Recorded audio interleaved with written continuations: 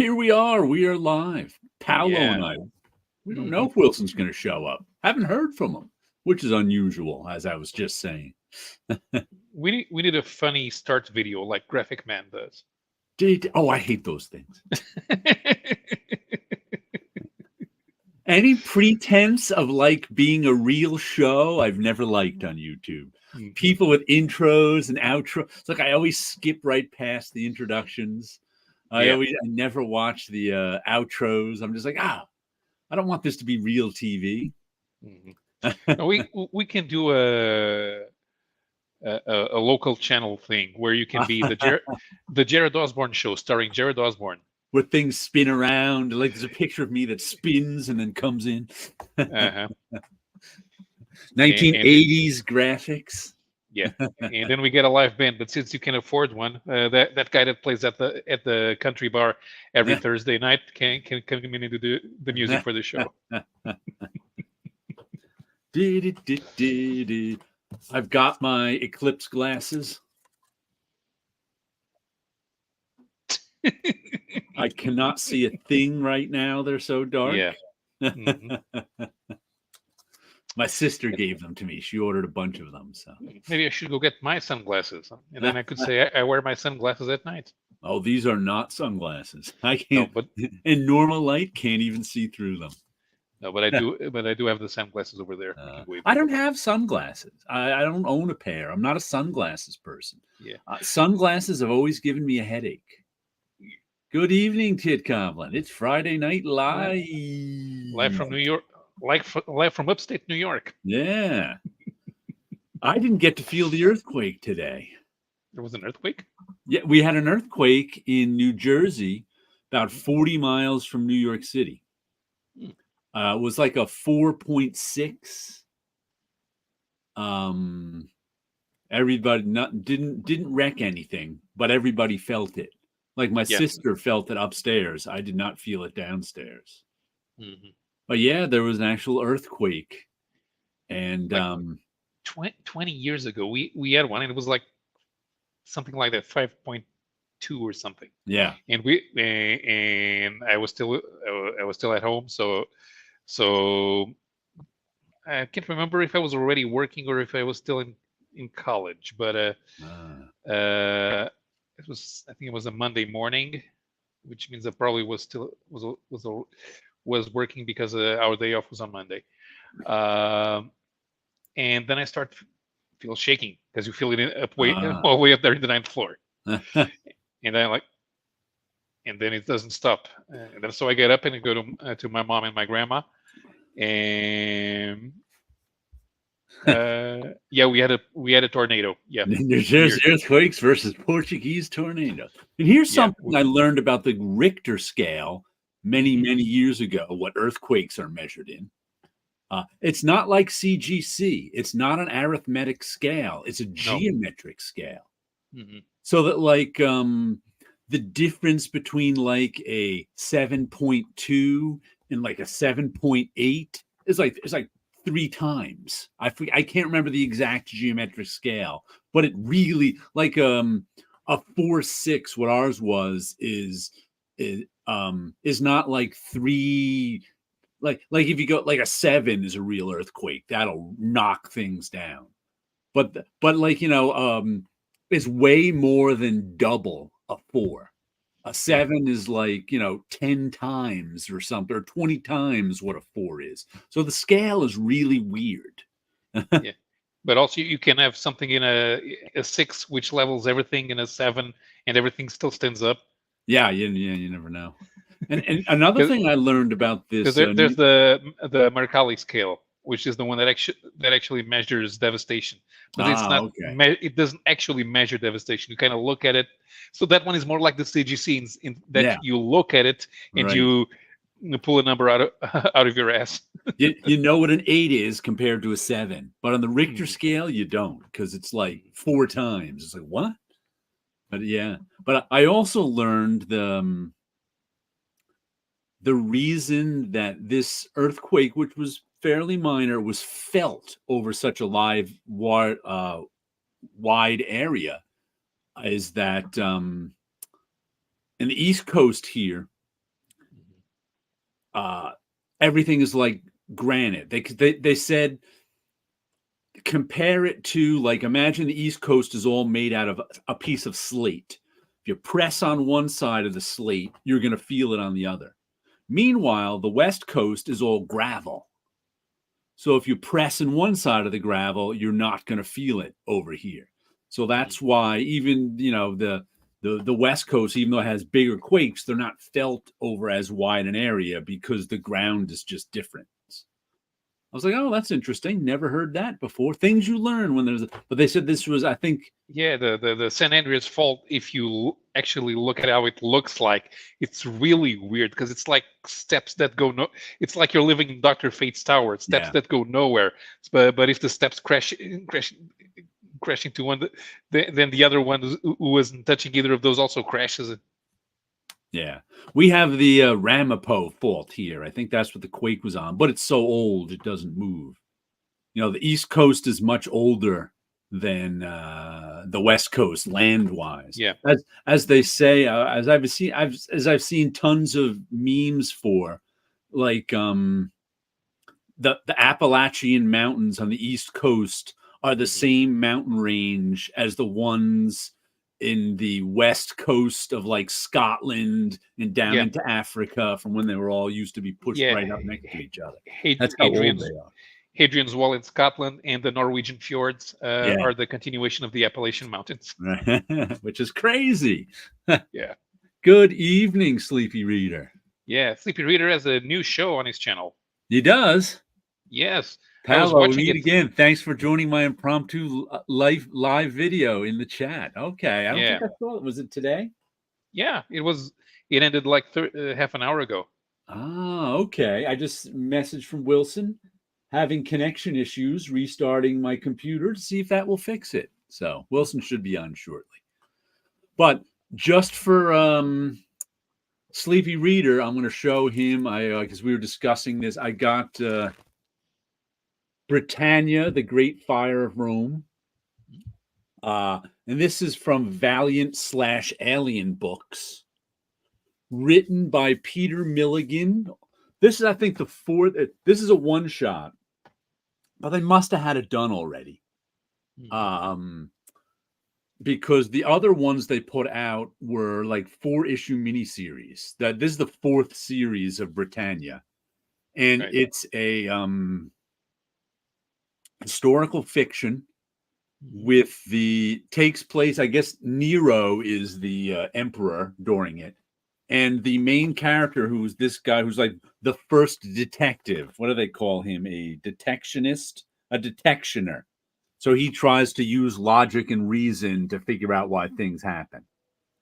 But it also takes place in the Valiant universe. So there's like superhero stuff going on at the edges. I'm curious about Britannia, read the others. That's why I figured I'd start with this. And it's 64 pages.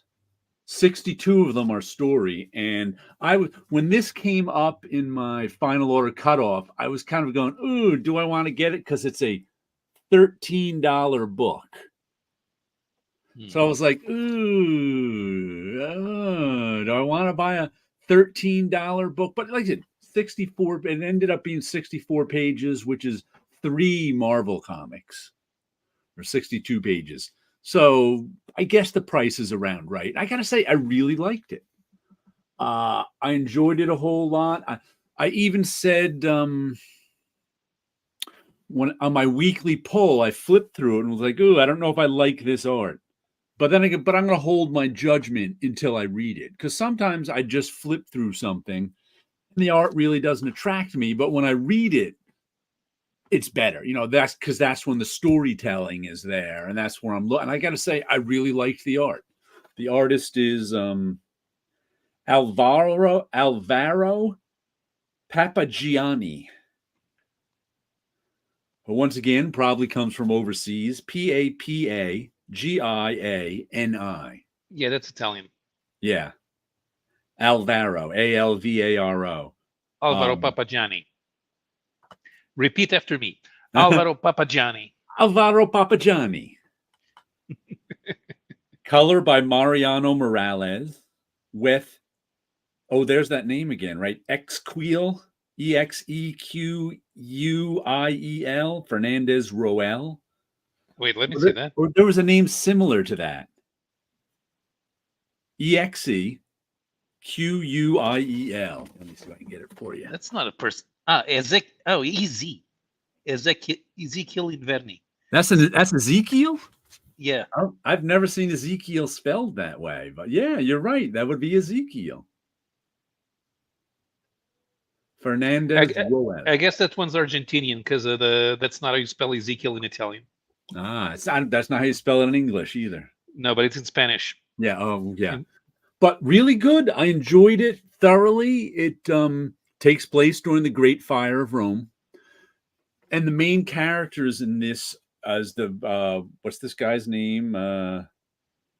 Antonius Axia, Axia, the detectioner, and of course and also this woman comes to him who becomes his lover and kind of bewitches him. He's like, oh my goodness, I'm under a spell here. Who wants him to find her brother, Gilad, who turns out is the Valiant book. What is it? Eternal Warrior. Oh yeah. There's two guys in Eternal Warrior. They're both immortals. There's the young guy, and there's the older, the sort of Brian Blessed type guy, who's this big, boisterous drinking guy. I remember. Yeah, I never paid much attention to the Valiant universe, but I remember the guys from Archer and Armstrong, I think. Archer and Armstrong, right? That's their names, right? Because the big one is the Eternal Warrior's brother or something. Right. Haven't heard of a new Peter Milligan in a couple of years. I don't think Jared's going to get a great grade in pronunciation class. No. Armstrong, right? Armstrong and Archer are both in it sort of peripherally. Like he's looking for Armstrong. It turns out Gilad, whichever, I can't remember. He's looking for him, and while looking for him, he runs into Archer and has a run-in with him. But they're kind of peripheral. The woman, who must be someone from their world, who kind of bewitches him into finding her. And meanwhile, the other characters in it who have been in all of them are the Vestal Virgins, who, we've all heard that name before, but they were a cult in Rome who were these, they were especially the head was a powerful woman in Rome who ran this cult. It was a religious thing. One of the Rome's main religious institutions was the Vestal Virgins. Yep. And they have been in all four of the Britannia series now. And it turns out that Nero also, he is looking to see what set the fire of Great Fire of Rome, which is a real historical event. Mm-hmm. And Nero just wants, contrary to popular belief, Nero was nowhere near Rome when the fire started. Right, but Nero gives him the task of finding evidence that the Christians did it. That's all Nero wants. He doesn't care who did it. He wants evidence that the Christians did it. So that gives him trouble because he's trying to. A couple of times, Nero gets angry with him and threatens him. And when Nero threatens you, it's real. As he says, Nero threatened to have him flayed alive, and he's like, when most people say that, they're not being literal. Nero is being literal. Yeah. And then it turns out that I think the leader of there is Armstrong in this particular, but like they're really sort of peripheral to the story. And it turns out and also in Archer and Armstrong is a character called the Geomancer. I remember her from reading stuff 15 years ago, or him. Another immortal that's reincarnated over and over. And the Geomancer protects the earth somehow. And that's what, if I remember correctly, I was reading Archer and Armstrong during the Valiant relaunch, and like whenever that was, 2010, 2008. And like the Geomancer was this little kid who was just reborn, and Archer has to protect the Geomancer from forces that wanted to kill the Geomancer. And in this, we find out the head of the Vestal Virgins is the Geomancer in this era. So that was one of the story sort of reveals. But I really enjoyed it. I got to say, I worried I was going to regret spending $13 on it, but it was as enjoyable as the other one. I mean, I've really enjoyed all of these Britannia series, because there's not, even though it's got some fantasy, a little bit of fantasy in it, there's not a lot of historical fiction in comics. Yeah. Certainly not American comics. No, that not certainly not in American comics. But you can't kick a pebble without in France without 5 historical comics popping out from underneath it. Right. And he's not one to believe in magic. He always thinks there's a logical explanation, even though there is a little bit of magic in these comics. He's like, nah. He's not aware that he's living in the Valiant universe. Yeah, it is the Valiant universe. So, but good, worth it. I gotta say, it's as good. So, Sleepy Reader, it's as good as the other Britannia comics. And as I read it, the art really impressed me.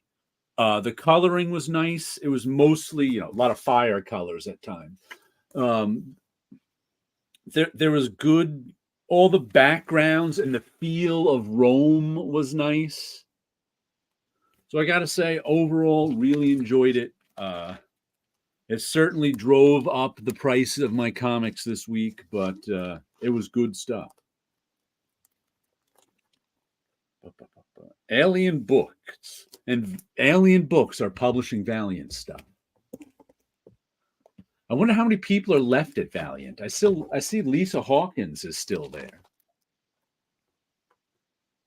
I have no idea. But she's the only one listed. Valiant Entertainment. Oh, let's see. Dan Mintz, Chairman. Walter Black, VP of Operations. Russ Brown, President, Consumer Products, Promotion and Ad Sales. Then there's Alien Books. So Lisa is the only one making comics, I think, for Valiant.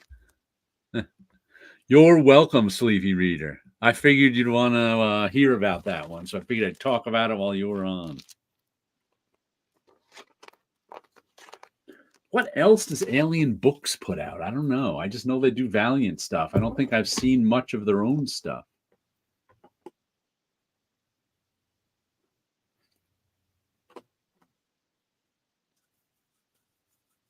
Oh, and want to see what I learned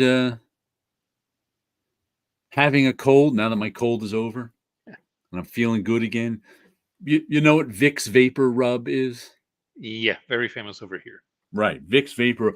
By the way, don't put too much of it on. I know. My friend Ed actually did. Like a few years ago, he had some sort of cold or flu. So he was like, oh, you're only supposed to put it on 3 times a day. If I put it on 10 times a day, it'll make me get better faster. It did not. It burst blood vessels in his chest. Yes, that's what it does. The way that thing acts, it opens everything up so that it can start clearing the mucus outside to the gets outside. It on 10 times a day. But yeah. My sister got this, and it came in a 2-pack, so she gave me some. This is Vicks Vapo Stick. Oh. It turns out it's unmedicated Vicks. If you go on their website, it says not to be used for symptoms of cold and flu. All it is Vicks perfume. Huh. So it smells like Vicks Vapor Rub, but it doesn't actually do anything. Well, yeah, that's the thing. That thing is used on little kids a lot over here. So that's why we all love the smell. Ah, It's intoxicating. that's all it is. This non-medicated soothing vapors. You're supposed to put it on, and it's like hand cream. It's like chest cream too. It moisturizes your skin, and you're supposed to enjoy the vapors after you put it on. It's just like, but it doesn't actually do anything. Yeah, no, you just enjoy the vapors, man. Just enjoy the vapors. Yeah, it's Vicks perfume. It's a gateway drug. You start with Vicks Vapor Rub, and then you start smoking pot. I just found it funny. Vicks perfume. You know, you want to smell some Vicks? All right. Yeah, man. Let's get that Vicks going. Yeah, we're bad. Oh man, it's the cops. The cops hide it. Then a guy comes up to you and says, "Hey, I heard you guys got Vicks Vapor Rub. Not so loud, narc. We got Vapo Stick. We'll give you this for free." Yeah. Non-medicated. I was like, huh? Not so loud, narc. You're trying to get the fuzz on us? Yeah, but that'll break you. That'll break the corpuscles in your chest. Yeah. If you use it too much. That's the thing. You start. It does that. So I'm surprised I'm surprised people don't know that. That's the whole point of feeling it. You know, that's my friend Ed. He does some silly things sometimes. He played back in the 90s. He played 3-card Monte down on 14th Street, I think it was. Right before he went on vacation. Now he knows better. He knows 3-card Monte is a scam. You know what 3-card Monte is? It's the game you play. Yeah. 3 cards. Follow the card. Find the red queen. Find the queen. Yeah. Right. It's a scam. You don't make any money doing it. They know how to take you in. And it was we didn't find that he was going on vacation. This was like 1990. He was probably, we were probably like 22, 24 at the time. I liked it, and he knew better. But he was going on vacation. He was working at Marvel at the time, so he had just left Marvel, and he was waiting. He had some time to kill before he went and caught his plane. I think he was going to Chicago. And so there's Wilson. Good evening, Wilson. And so while he had some time to, I think he said he was down on 14th Street or 23rd Street. We had the 3-card Monte guys were playing.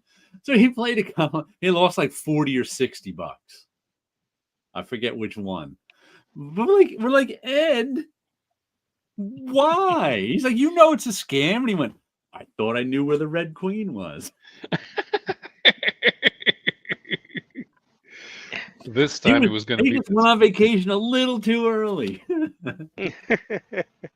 Talking about my Ed playing 3. This is in the early 90s. Before he headed off on the plane, he played a 3-card Monte on the street. I was like, Ed, that's a scam. You can't. He's like, thought I knew where the Red Queen was. All right. I watched my younger cousin, who really thought he knew where it was. And and we were like, I was in my teens, so he was in the double digits, but still at least 5 years younger than me. And I'm looking, it's like, this is don't. This is in the 70s, and I'm like, no, don't play this game. I knew then it was a trick. It's like, nah, I've seen people win. And it's like, all right, but you shouldn't bother. Wonder how much 3-card Monte cost in the 70s. Because in the 90s, you had to put down a 20. I know they probably still have to put down a 20, I imagine. I don't know if they've upped it to anything, but was it like $5 in the 70s or 10? I can't imagine it was a 20 in the 70s. No, it definitely wasn't. But it would probably have to be $1 or $5. Because even the people who were doing it were not much older than we were. But again, it was like, no, they were good. Yeah. And, and again, when you don't realize it, maybe this is the first time he was playing it. But I looked and it's like, no, You sit there and you kind of look. You think you know where it is, and of course they'll let you win one or two, and it's like, oh, no. I And the remember people who playing, and that win was it. are working with the con. Yeah. That's what it is too, yeah. It wasn't until I think I was an adult that I found out the full scheme Yeah. of the scam and how many people and Yeah. stuff like that play, that was part of it. And again, was one of those things where it's like I knew not to play. It's like that's just not a good idea. As much But- as you think you know where that red queen is, you don't. Because it's in his You pocket. don't. Exactly. Did you make it to the comic shop this week, Wilson? I did not make it. I made it on there Sunday. I made it there Sunday to pick up the books that I had waiting for me, and I had all the intentions of going this week. I have a convention this weekend, so it was like Okay. I was running around doing other stuff. So I figured, maybe I'll get to it today. But this morning I'm doing laundry, and then the earth decided to shake. So it was like, Oh. well, I don't know if I'm going to go into the city today. Are you going? What is that one? King Kong Con that's in New Jersey? Is it that one you're going to? No, I'm going to Fanfare, New York. Fanfare NYC, which is at the High School of Art and Design. Oh, okay, that one. So I'll be going to that one. Yes. Your alma mater. Yeah, so that one's on that's Saturday and Sunday, and I think I have a panel each day. Okay. The first day I'm on a panel with Larry Hama, Carl Potts, and one other creator whose name escapes me right now about creating comics. And then on Sunday, I think I'm doing like portfolio reviews. Okay. And then I have a table there as an alumni to just like hawk my wares. Ah. So that's the plan for the weekend. Ah. That sounds like fun. Do you have your eclipse glasses? I do not have them yet. I need to pick them up at my local library. Wow, I cannot see a thing. Where'd you get yours from? My sister actually got them, so she gave me a pair. I think she probably got them off Amazon, I imagine. That looking at an eclipse is actually kind of boring. Yeah, I just like the last eclipse. I actually have a picture from it in the 90s.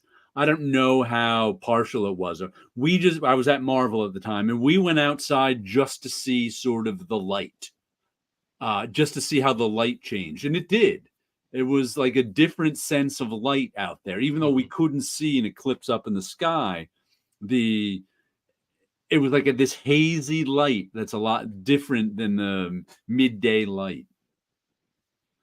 So yeah, it's not a sunset. It's not like a sunset. No. It's weird. And it's not. Yeah, it's weird.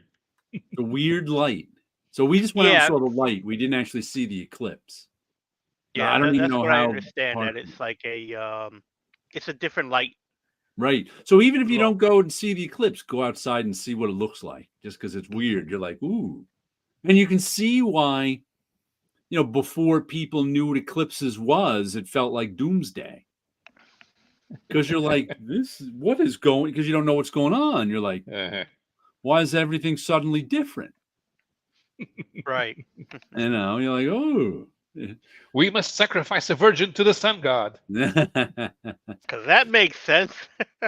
That's when they knew it was an eclipse. Yeah. Well, 10 minutes later, the sun was back. It worked. Mm-hmm. Speaking of Carl Potts, that reminds me of the latest controversy on Facebook, because Roy Thomas is now claiming to have created Wolverine. Yep. I kind of agree with Len Wein's wife when she says it's about stolen valor. Yeah. Mm-hmm. The thing is, Roy's actually right. In that regard, he is he was the first to push the concept of something That called doesn't mean Wolverine. a suggestion Right. isn't creation. Which brings us, of course, to the point of what a creator is, and is it that important? You're the first one to think of an idea. First of all, this all takes place within the context of Stan Lee's Marvel. Of Stan Lee's Marvel. Well, no, not even Stan Lee's Marvel. With even a bigger context of a boss who pays salary, a boss and workers. Mm-hmm. The boss can always take credit for the work. That's how the system is set up. Mm-hmm. When the boss says, I want you guys to build a house over there, and all the workers get together and make the plans and do everything and build the house, the boss, who never lifted a finger, can say, I built that house. That house is there because of me. Because technically that's true, because that's his job, to make sure that that house gets there. It's not his job. He didn't actually create anything. His job is to oversee creation. But a lot of people consider that creation. But it's not. It's a job. It's like, to me, it's not. But I can see how people say, because the boss always gets credit. The boss can take as much credit as he wants because he's in charge. And you can dispute that all you want, but he's still in charge. So his word carries a lot of weight. And I think that's sort of what Roy Thomas is doing, because once again, we're also under the auspices of the actual legal creator of all Marvel Comics is Marvel Comics. Mm-hmm. That's the law. They are, in fact, the creators. Len Wein didn't create Wolverine. Roy Thomas didn't create Wolverine. John Romita didn't create Wolverine. Marvel Comics created Wolverine. That's sort of we're also working under that umbrella. But that's the legal umbrella, but it's also not reality, is the problem. Because like then we get down to things like sort of under if you accept that Marvel Comics is the creator of Wolverine, but then you want to break it down some more, then saying like the editor is also the creator of Wolverine. It's like whoever's editing this month's Spider-Man is the creator of Spider-Man, because he's the one who says, we need a new issue of Spider-Man. You do it, and you do it. Mm-hmm. Under the logic, the editor is in fact the creator, even though he doesn't have any hand in the creation. So it all depends on because of this weird capitalist corporate structure we have, who is the creator gets even crazier. Yeah, of course. The more you think about it, even if you take out Roy out of the equation, right? It's Len. Yeah. Is Len Wein the Wolverine's creator, considering that the only thing that is Canadian? He has claws. Then everything that we like about that caught on about Wolverine, then Claremont, Bird, Frank Miller, Barry Windsor Smith. Then there's that too, when we really have to start saying original creator. Mm-hmm. The original creator, because like you said, this is corporate comics. Everybody adds something over the decades. Mm-hmm. Like the Healing Factor wasn't created by Len Wein or Roy Thomas. The printer is the creator of Wolverine because they create the physical comic. Joking, yeah, but there is stuff like that. There's stuff like that to consider. That's why, when you're like Wolverine as we know him today is the sum total of, what is it now? 40 years? Are we up to 50 years with Wolverine? I don't even know. Yeah, 50 years. Yeah, 50 years. 50 years anniversary. Right, it's the sum total of 50 years of different people creating Wolverine. But the original, like to me, Herb Trimpe is one of the original creators of Wolverine.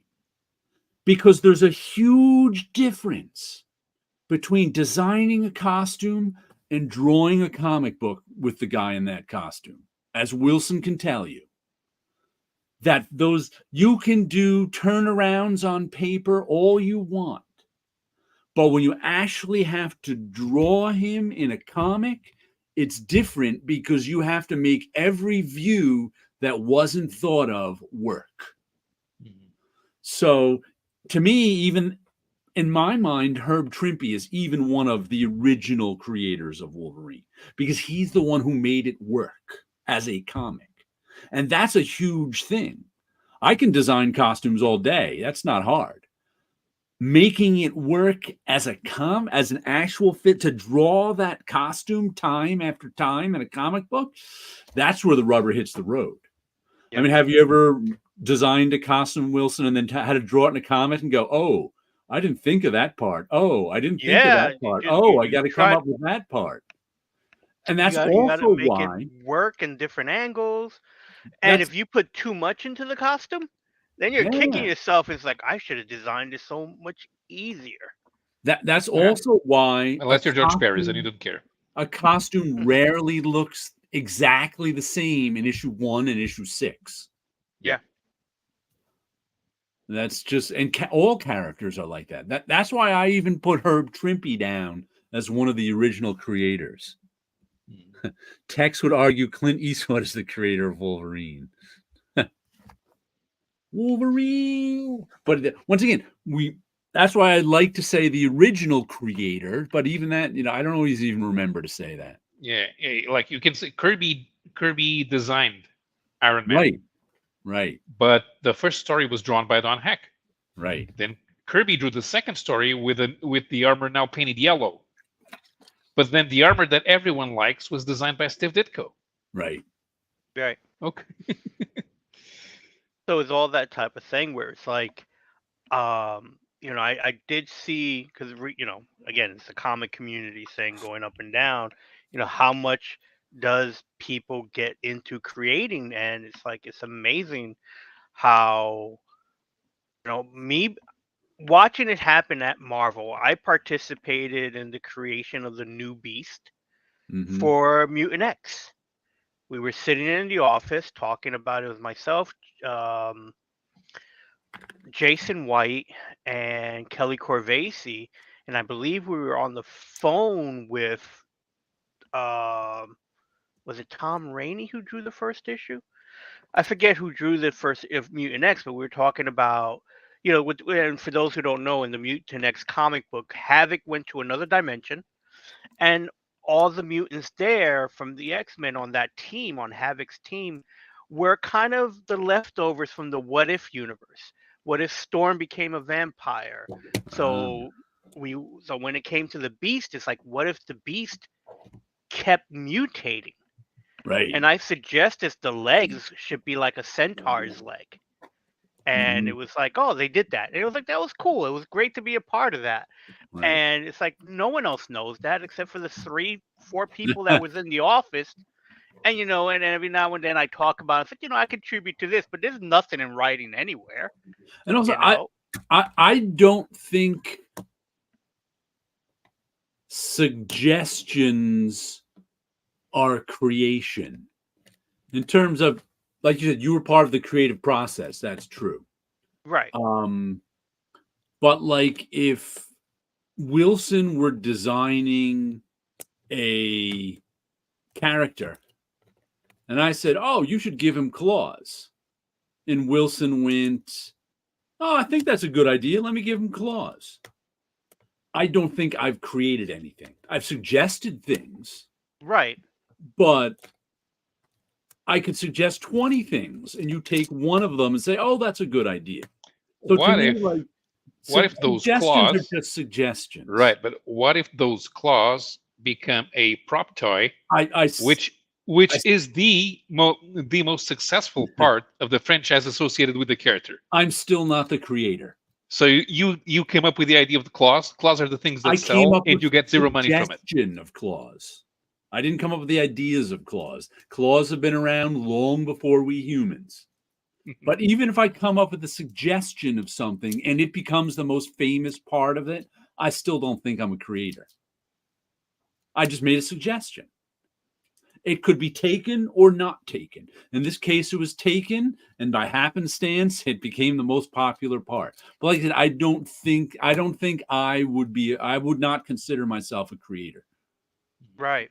So that's the thing. It's like, and that is part of the office mentality Right. at Marvel, that this was part of it. So I never expected to get anything from it other than the little story that I get to tell about Right. it. I mean, And that's you pretty much as you it, get the story. You say, I was part of the creative process. I came up with the claws, but I didn't create the character. I just said, hey, you should give him claws. And the Right. guy who gave him claws is the one who made it work. He had to birth it. That's like me saying we should have a baby. Yeah. Birthing a baby. Right. So it's and it's interesting for this to pop up now, and someone did suggest that this may have not been Roy's idea, but I don't know. Yeah, I don't know. It's just that and I don't know if he's going to get any money from this.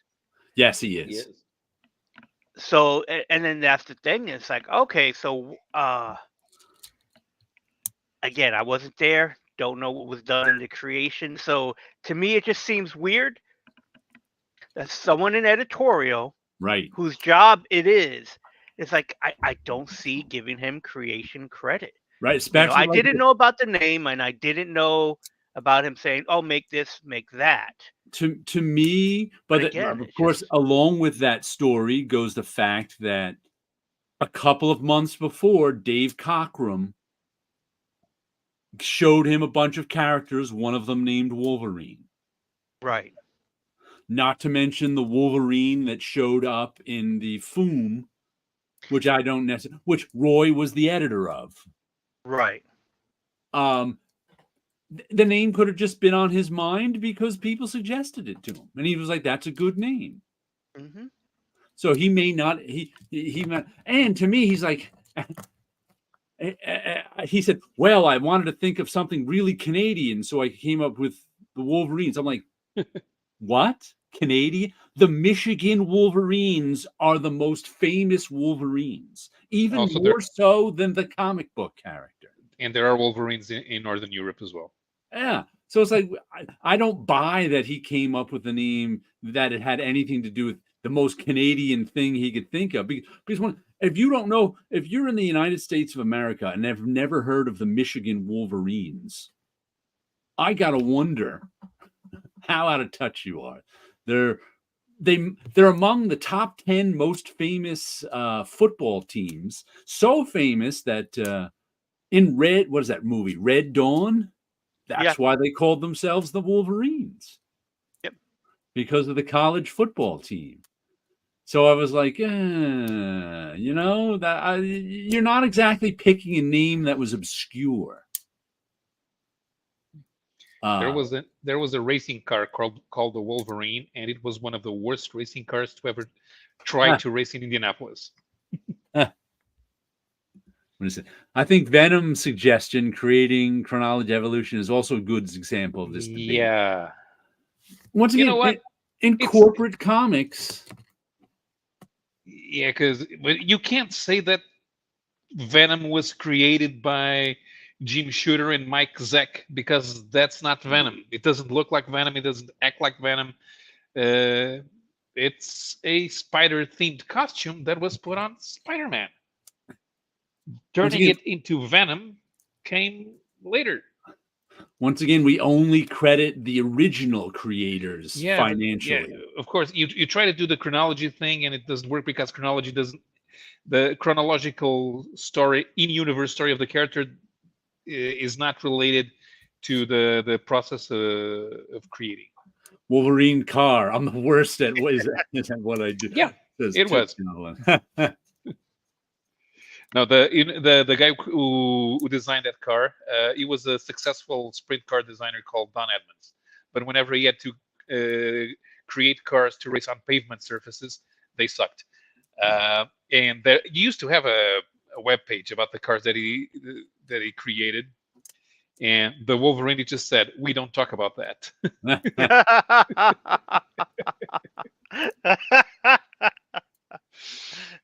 Like to me, if you're going to give Roy Thomas credit for creating Wolverine, you have to give every editor credit for creating every comic book ever created, because they're the ones who say, Although, "Hey, you do this." He's listed as is credited as a co-plotter in Ghost Rider's first appearance in Marvel Spotlight. Yeah, who knows if he actually plotted anything? Guys, he walks up to he walks up to Gary Friedrich. Hey, let's do a guy with a flaming skull. My work here is done. Right. Well, we now know that Stan Lee, the reason he got plot credits was so he could get money for the plots he didn't create. Yep. And that's where Roy Thomas learned from. So I wouldn't be surprised to learn that. I mean, he got paid for plots on Conan where he just sent Barry Windsor Smith pages with highlights on them. He got paid for that plot. But he did the work. He had to highlight it. Yeah, as much as people like to rag on Mort Weisinger, he never claimed that he was the plotter, even though he suggested all of the stories. Right. Like I said, suggestions aren't creation to me. Suggestions are suggestions. Do you think that's one of the reasons they don't actually? A lot of people didn't like Jim Shooter, because Jim Shooter came from DC and Mort Weisinger was his boss, and he didn't say that he came up with that he plotted and he didn't take creator credit. Right. And maybe you came up with the idea, but well, that doesn't give you creator credit. No. Maybe that's why I didn't like him. Like if I mentioned Karl Potts earlier when you said Karl Potts, and that gave me the idea it was starting because Karl Potts created the Alien Legion. Mm-hmm. Do you know how many Alien Legion stories Karl Potts wrote? No. 0. Do you know? Yeah. Do you know how many issues of Alien Legion Karl Potts drew? How many? I don't know. 0. But he's exactly. created with crediting. He's listed in every Alien Legion comic as producer. Wow. I don't know exactly what that means. Being charitable, I imagine that he wrote down a Bible with the concept in short descriptions of the characters. Maybe he designed them. Then here, Chuck Dixon, you're right. There. Like if I were to say to Wilson, you should create a superhero who lives right in your neighborhood. And Wilson goes, "Oh, that's a good idea." And then he goes and does that. I've created nothing. I've just given him a suggestion. But I think the other problem too is like not many people understand the true creation process. Yeah, you're now, right. When I was in high school, I've been designing characters for years. Right. And I designed a character in high school, and you look back at it, it's like, yes, this was a character that I designed when I was in high school. Yep. And the thing is that I would draw I did the illustration, designed the character, made a generic story, showed it to a friend of mine, and I say, here, this is what I just created. And here's kind of the story to it. And here's the stupid ideas that I have for it. And they made a suggestion. They suggested some dialogue. Mm-hmm. And that was it. It was a dialogue suggestion. Right. About 5 years later, we were having a conversation, and he was like, "Hey, do you remember that character we created?" What do you mean? There was this character that we created that day. No, there was a character I showed you, and you suggested one line of dialogue. And every few years, he would pop up and he would say, "Remember that character we created?" And I had never used the character in any of my other books, mainly because it's like, I have somebody out there who thinks he created this character. And it was like, no. And then what? And again, we had a conversation about 2 or 3 months ago, and every now and then it pops up, and it's like, no, this is what happened that day. And again, and I went back and I looked at the characters, like, yes, this I know exactly why I haven't used this character. It was partly that, but mainly it was a character that I made when I was 19 years old, and the Punisher was all the rage. This was basically the Punisher with a different look. But again, in his mind, he thought he was part of that process when all he Right. did was suggest dialogue that never got published anywhere. And easily is one of those things where people aren't really aware of what is creation, what is a Right. part of creating the character. And again, with suggestions, because I've been known, even at Marvel, I had shown my artwork to people, had other artists would draw my character, and it's like, that looks pretty cool. I didn't even think of adding that to the costume. So it's a mishmash of stuff, but then did everyone actually create my own character other than me? Yeah. It gets, it's one of those things. So I think people aren't really aware what is the part of the creation. And it takes me back to Steve Ditko talking about Spider-Man, Right. where, it's Stan made the word Spider-Man, and, and here are a few things. So is it the words? Here's all the stuff I did. And Yeah. or is it everything they did? He in that he was saying Spider-Man was not created with Stan Lee's words, because that's what Stan Lee was one of these. If I say we should create Spider-Man, that means I created Spider-Man. Mm-hmm. Once again, that brings us back to the boss's prerogative to take credit for everything, Right. which is what they do. But there was one comic that back in the 90s, my friends and I were making some comics. And my friend Keith wrote this story called The Gear Fisher. Right? Short story, not even meant for a comic, but he's a good writer. I adapted one of his stories, and my friend Ed wanted to adapt The Gear Fisher for a comic. And Ed did that. And the process, Ed got it was like an 8-page story. Ed got the short story, drew it, and then Keith was going to script it. For some reason, Keith really did not like what Ed did with the story and didn't want to script it. He was just like, no, I can't. The story was too personal to him, and he didn't know. So I was like, give it all to me. Give it all to me. So I took it. I took Ed's pages. I actually rearranged a couple of pages.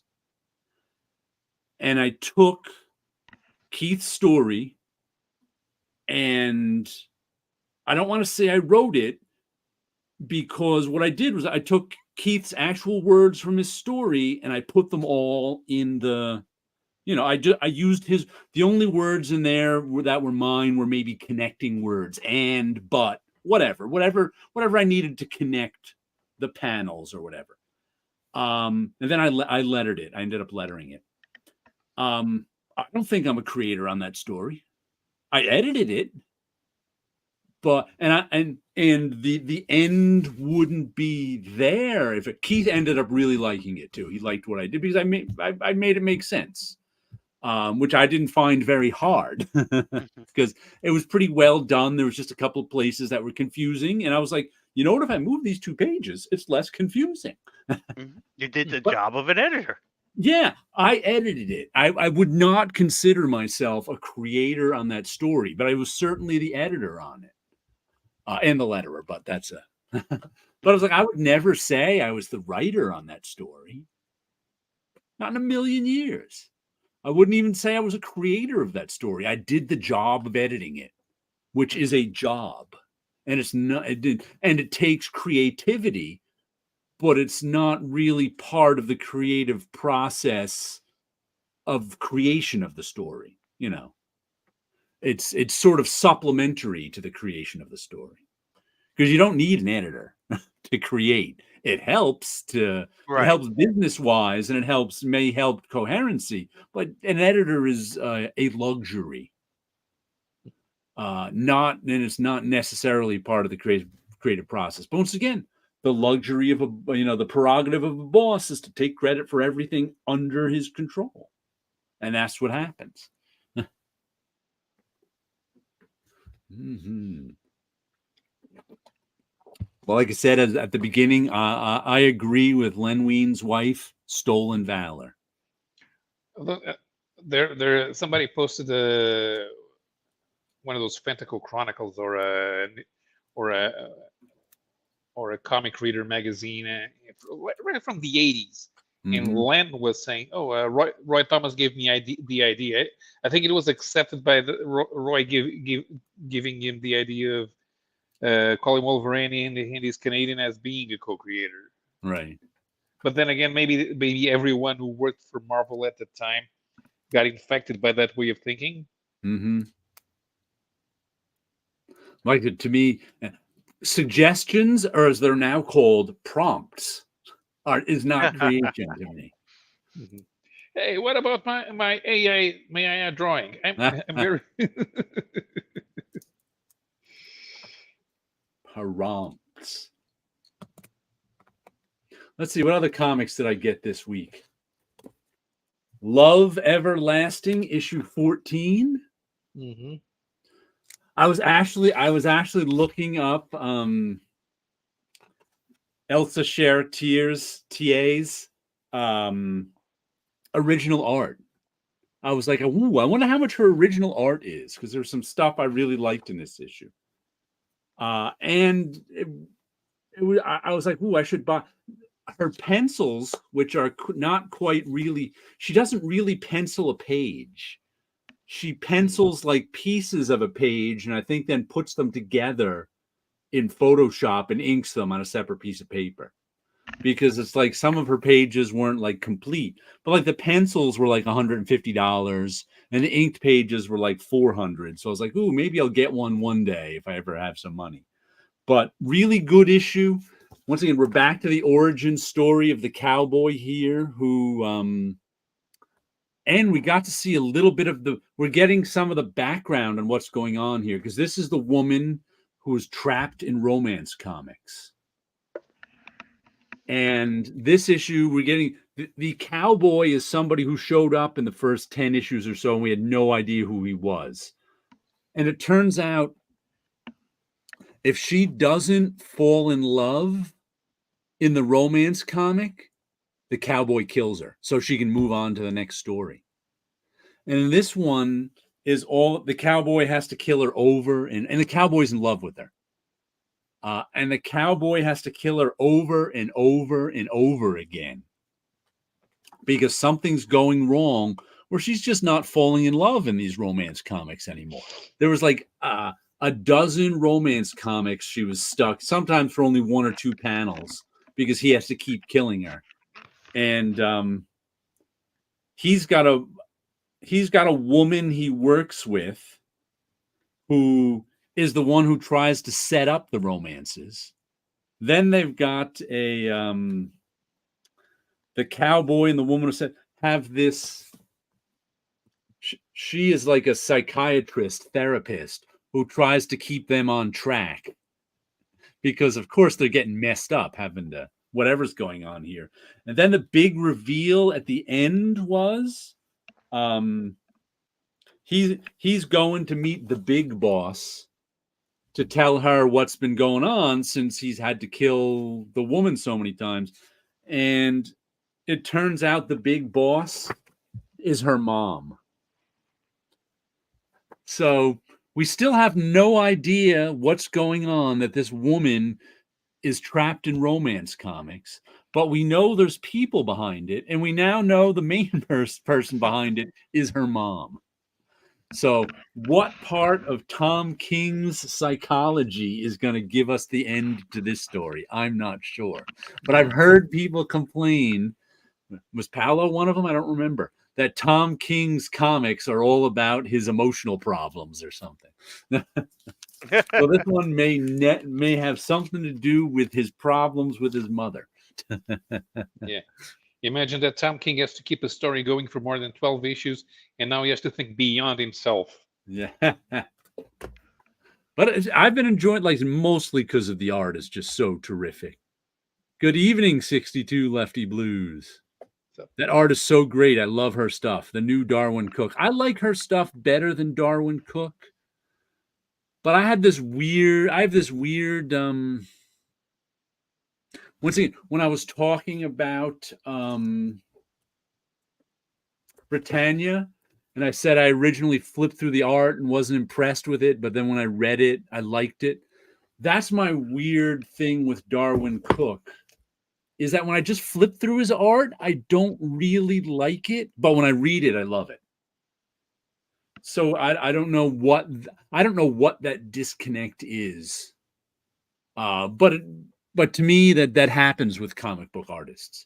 Until I'm actually reading their comic, I'm not going to judge their art, because the proof is in the reading to me. But some guys, like I said, I don't know why I don't like flipping through I just flip through a Darwin Cook comic. The art does not impress me, but when I read it, it does.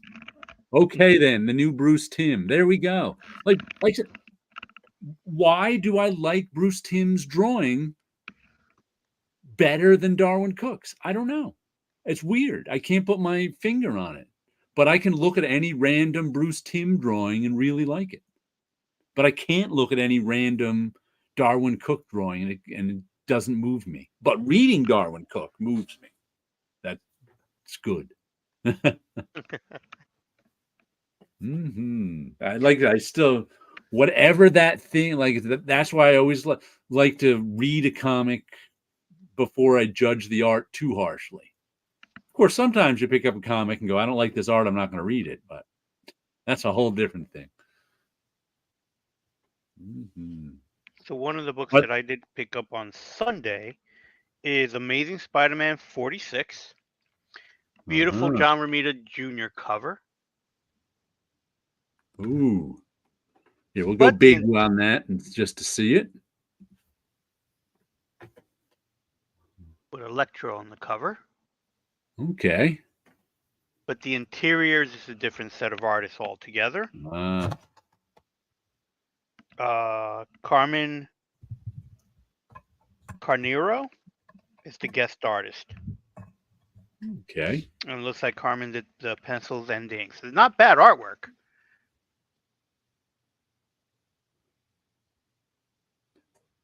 Electro has one of those costumes that looks really good on paper, but to do it in real life, I've seen photos of guys in cosplay, in Electro cosplay.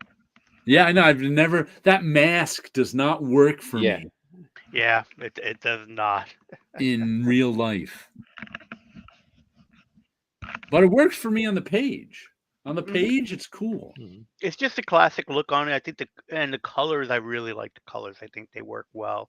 And it's one of those characters that, even though it's a costume that was created in the 60s, it still works. And also, like, the mask on the page is very graphic designy. Yeah. You don't see it. No one draws it at all those angles that don't work. In real life, you see all the angles it doesn't work at. Because it's a flat sort of graphic design mask. There's an Avengers story where Spider-Man guest stars. He tries to join the Avengers, and they go to Project Pegasus, and they're holding Electro there. Al Milgrom drew Electro's head from the side, looking like this. But the way he drew the lightning bolts, they were a more practical version, not typically the style you see in Spider-Man stories. So maybe Milgram realized the problem when he was trying to draw, and okay, now I'm going to have to redraw everything, and I'm going to do some tweak the costume, the mask just a little bit, just so I can draw it. And not to bring us down, but I want to mention one of Ed Piskor's books for a moment. I don't want to dwell on him because it just makes me so sad. You guys ever read WYSIWYG? Nope. No, I never even heard of it. Yeah, this is my favorite Ed Piskor book. I don't think I ever hear it mentioned. He did mention in the early years before he started doing Red Room, in the early years of kayfabe, because he always plugs his books. But he was talking about WYSIWYG. It's a real. I'm not quite sure why it's named WYSIWYG either, because to me, WYSIWYG means something completely. It means what you see is what you get, and it's often used in conjunction with computers, and to say that what you see on the screen is not what's in real life, or else there are certain programs that like graphics programs that you put something there and it stays in that place. Like a lot of web design programs were referred to as WYSIWYG because you didn't have to code them. You could just put things in their place and it would code it for you. Yeah, great storytelling in that book and great production. WYSIWYG is great. Yeah, it's a story. What does it say here? It's a story of phone freaks, they were called. In the 70s, some of the original hackers used to use the phone lines to hack. They'd call up numbers, and when you had to use modems, and they'd get into systems, and that's how they'd hack into phone lines. And this is the story of a hacker. It's his life story, kind of how he started out young and got into hacking. And very sort of Dan Clowes and some of it, with them talking right to the screen. And eventually he, prelude to the breach. Eventually he gets in trouble for it. He goes on the run. He tries to, and it's about his life and relationships, hacking and having to go on the run from the government because he becomes a criminal. But my favorite Ed Piskor right here is WYSIWYG. So if you want, Top Shelf put this one out back in 2012. So if you want to read some good Piskor, that is what I'd recommend. I got nothing else to say except he made the wrong choice. He made the wrong choice. You guys have any Ed Piskor comments? Not anymore. I'm just glad that Jim Rugg decided to keep the channel going. Yeah. I'm sure that when Ed's videos run out, is going to have to come up with something else. Mm-hmm. I'm not sure if Tom Scholey is going to be available because he has his own channel. Okay. So Tom Scholey has guest starred a couple of times, but yeah, so maybe you'll have to find somebody else in Pittsburgh that. Yeah, I don't know who's in Pittsburgh. Because it's better with somebody else in the studio. Oh, definitely. Mm-hmm. It definitely. Having made lots of, though I hadn't made one in months before I made one this week, looking at that Batman B-51 oversized one. I made a video looking at that. I realized I hadn't made one in like 6 months because they're tough. I mean, they're fun to do on my own, but it'd be much, much more fun with someone next to me, right, talking about the stuff. Ed worked on some Harvey Pecor too. Oh, okay. I didn't know that. I do have a Jim Rugg book. Yeah. One Model Nation. Okay. It's a Kraftwerk stand-in band where their story intersects with the real-life story of the Baader-Meinhof gang, a terrorist group in West Germany in the 1970s. And the story's about that. I don't think I've ever read any of Rugg's stuff. I haven't seen it around. And also, what's his name? Mark Bright died this week. MD Bright. Yeah. He was only starting to get going just as I was stopping buying Marvel and DC stuff. So I only remember his sort of earliest work. I know I read some of. And to me, he was always, okay, sort of middle of the pack guy. I didn't really know. I know he did Armor Wars, but that was after my time with Iron Man. But I know there's a lot of people who liked his stuff. But to me, like, I only knew him briefly, his work, I should say. Have you read much of his work, Paolo? I did read some of his Iron Man back in the day. I've never read his stuff for Milestone. But I gotta say one thing. He redesigned Tony's and Rhodey's hairs. Yeah. And he made the perm mullet combo work great. Because that's character design that we forget. Yeah. How do they look when they're in civilian clothing? Right. And having to come up with a When hairstyle. you say that, I can picture it too. Yeah. Huh. And it worked. I mean, Tony had moved the Stark Company to LA. That's why it was also in the West Coast Avengers. And so, okay, yeah, you're a hardware executive in LA in the 1980s. Of course, you have a perm mullet combo. Did you know his stuff, Wilson? I knew his stuff back then. I read True Armor Wars. I was a big fan of the Iron Man stuff. I remember him doing Spider-Man covers, and I read some of those issues of Milestorm stuff. So I was aware of his work. I won't say I followed his work. And then while I was on Facebook and looking at people talking about him, I realized that I've never met him. I may have dealt with his artwork when I was doing art returns, but nothing that comes to mind. But looking at the books that he worked on, it's like, yes, I remember those books. I remember buying those books and having those books. So for me, it was one of those people that was there, but wasn't really a close connection.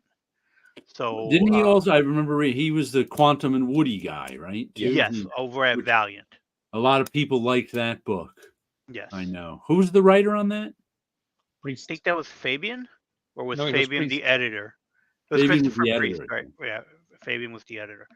So I know the artwork more so than the man himself. Yeah. Mark D. Bright. What does Tit Goblin say here? Jim Rugg probably isn't in any mental state to keep something like that heartbreaking going after the pre-recorded videos. Yeah, this whole thing probably killed his love for comics for a time being. I don't know about that, but I don't know what's in Jim Rugg's heart, but he's probably not happy. It was in Ed's letter. Keep the channel going. Yeah, that's what he said. Yeah. So, like I said, Ed made the wrong choice. So wrong. Let's see, what else did I get this week? The new Usagi Yojimbo series is here, which is The Crow, Part 1 of 5, or issue 275. Oh God, I really got to learn his cousin's name. I even noted it as I was reading this, going, I've got to learn his. I always want to say Yukio, but that was his girlfriend. It's Yukichi. So Usagi and Ukichi are wandering around, and they fight off some guys who are hunting down this guy with a crow. Then they go into town and find out that the guy with the crow is really a leader of bandits. And there's a whole bunch of people, including their two old friends. What are their names? Jen,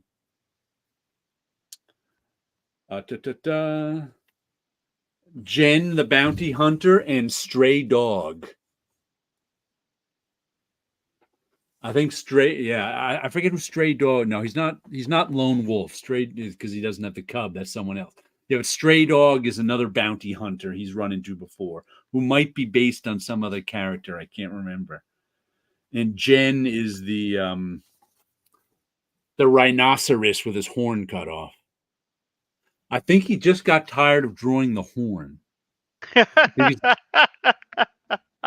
There was an issue. I remember in the reprints they've been doing, when he first showed up, he had the full horn.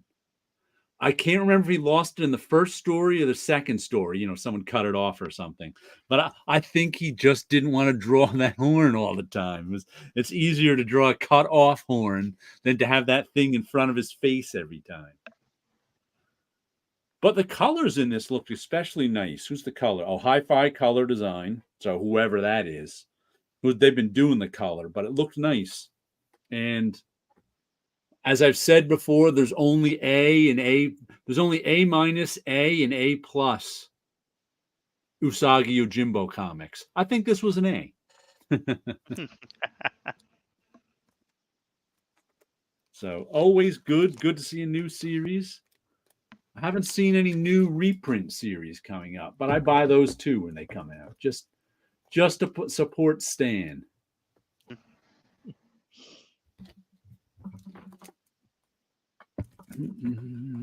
The other book that I also picked up that day was Superior Spider-Man.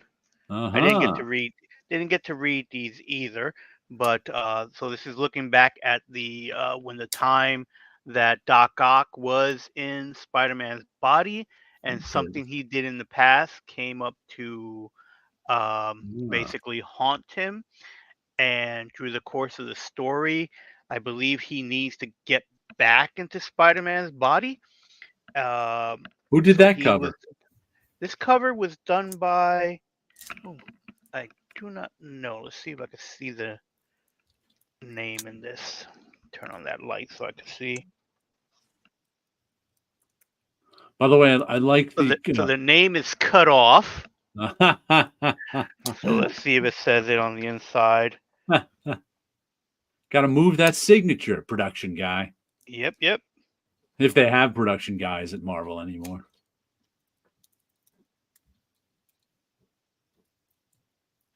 All right, so I'm not sure they do. That's not Bagley. I don't think that's Bagley. By the way, that's Bagley. Okay, I like the comic book. I like the comic book companies that put the name of the artist near the UPC now. Yeah, I haven't seen that, but that's an interesting place to put it. Yeah. Oh yeah, because when you flip it over to check the UPC to see what printing it is or whatever, they'll have the artist's name above it. That way, I guess everybody knows it's the Peach Momoko cover or whoever. Ah, that makes a lot of sense. Yeah. So it looks like that's Bagley. Oh, cool. Nice fluid Spider-Man. Yep. And I do not know the name of this character. Supernova. That's her name. That's the one that's going after him. So he wronged Supernova at some point. Ah. Wronged Supernova. Oh no. And it's inked by John Dell. Who? I know Nova. Who's Supernova? A new character that was in the let's see if it gives us a description at all. Created by Roy Thomas? Maybe. He said you should make a character named Supernova. Make it a woman. No, it just says from the Vengeful Supernova. Okay. Is she a herald of Galactus or no? No, I don't believe so. I think she's more of a character that's, even though she has this great power, I think she's just a Spider-Man type villain. Okay. She's not cosmic? I don't think she's cosmic. She's just white flames or white and blue flames. Uh-huh. What I can tell. And unfortunately, since I haven't read these, I do not know. I think she might have been one of the because when Doc Ock had controlled over Peter Parker's body, they made Parker Industries, and they had a bunch of scientists that worked for him. I think she might have been one of those scientists that, Ah, might have been in one of those accidents to gain powers that Marvel is still using since the Silver Age. good old lab accident. Good old lab accidents from the Silver Age that basically created the Marvel Universe with Roy Thomas.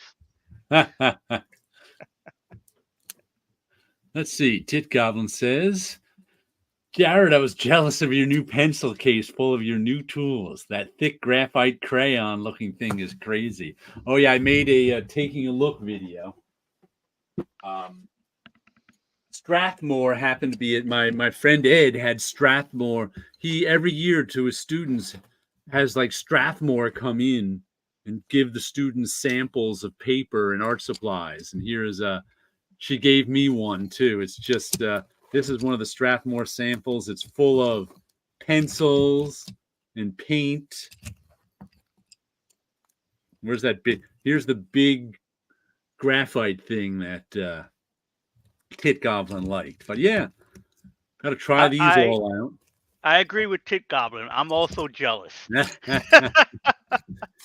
And I was wondering what this was. I don't know if you've seen these. I've only seen these advertised. It's how they send out samples to watercolors now. They send out, there's little dabs of watercolor on the paper. So you just put a drop or two of water on them, touch them with your brush, and try out the watercolors. That's pretty neat. Yeah. I like that. I have not seen that. That's the first one I've seen in person. I've seen them like on the internet and stuff. People saying, try this out. But yeah, a cool little pencil case of art supplies. You can go to I think I posted it yesterday or this morning. I can't even remember. You can go to my videos and see everything that's in there. Because I usually make, those art supply haul videos. So I'll make one for this little pencil bag. It's got so much cool stuff in there. I don't know what I did with it, but I recently picked up a sketchbook and a pad, a set of pencils from Five Below, just to see what they were like. I'm not sure what I did with the pad, but the pencils, I like them because they're short pencils, so different lead weights, an eraser and a sharpener. And I was like, I wanted something small so I could carry with me, when I'm on the train or something. I can do a quick sketch. And it comes with this little drawing 101 book. And in it has cute little exercises on like how to draw fish. I don't know if it comes out well. So how to draw fish in these steps, and then a little space to draw them on. And then it's just everything from like a little penguin, a person's head, very basic stuff, but nice little stuff that you could, and again, you could draw underneath it and it fits right in the pad. So you can basically do little sketches and doodles and test out your skills. I haven't played around with these pencils to see how well they are, but it was just like, it was something that I liked, and I figured, okay, it could go into this. I could keep it on there. It's small enough to fit in the pocket, or keep it in my jacket. And it's like, all right, because sometimes, especially when I'm on the subway, when I'm on the train, and there is nothing to do, I do like taking out a sketchbook to draw. But the book was a regular 8.5 by 11.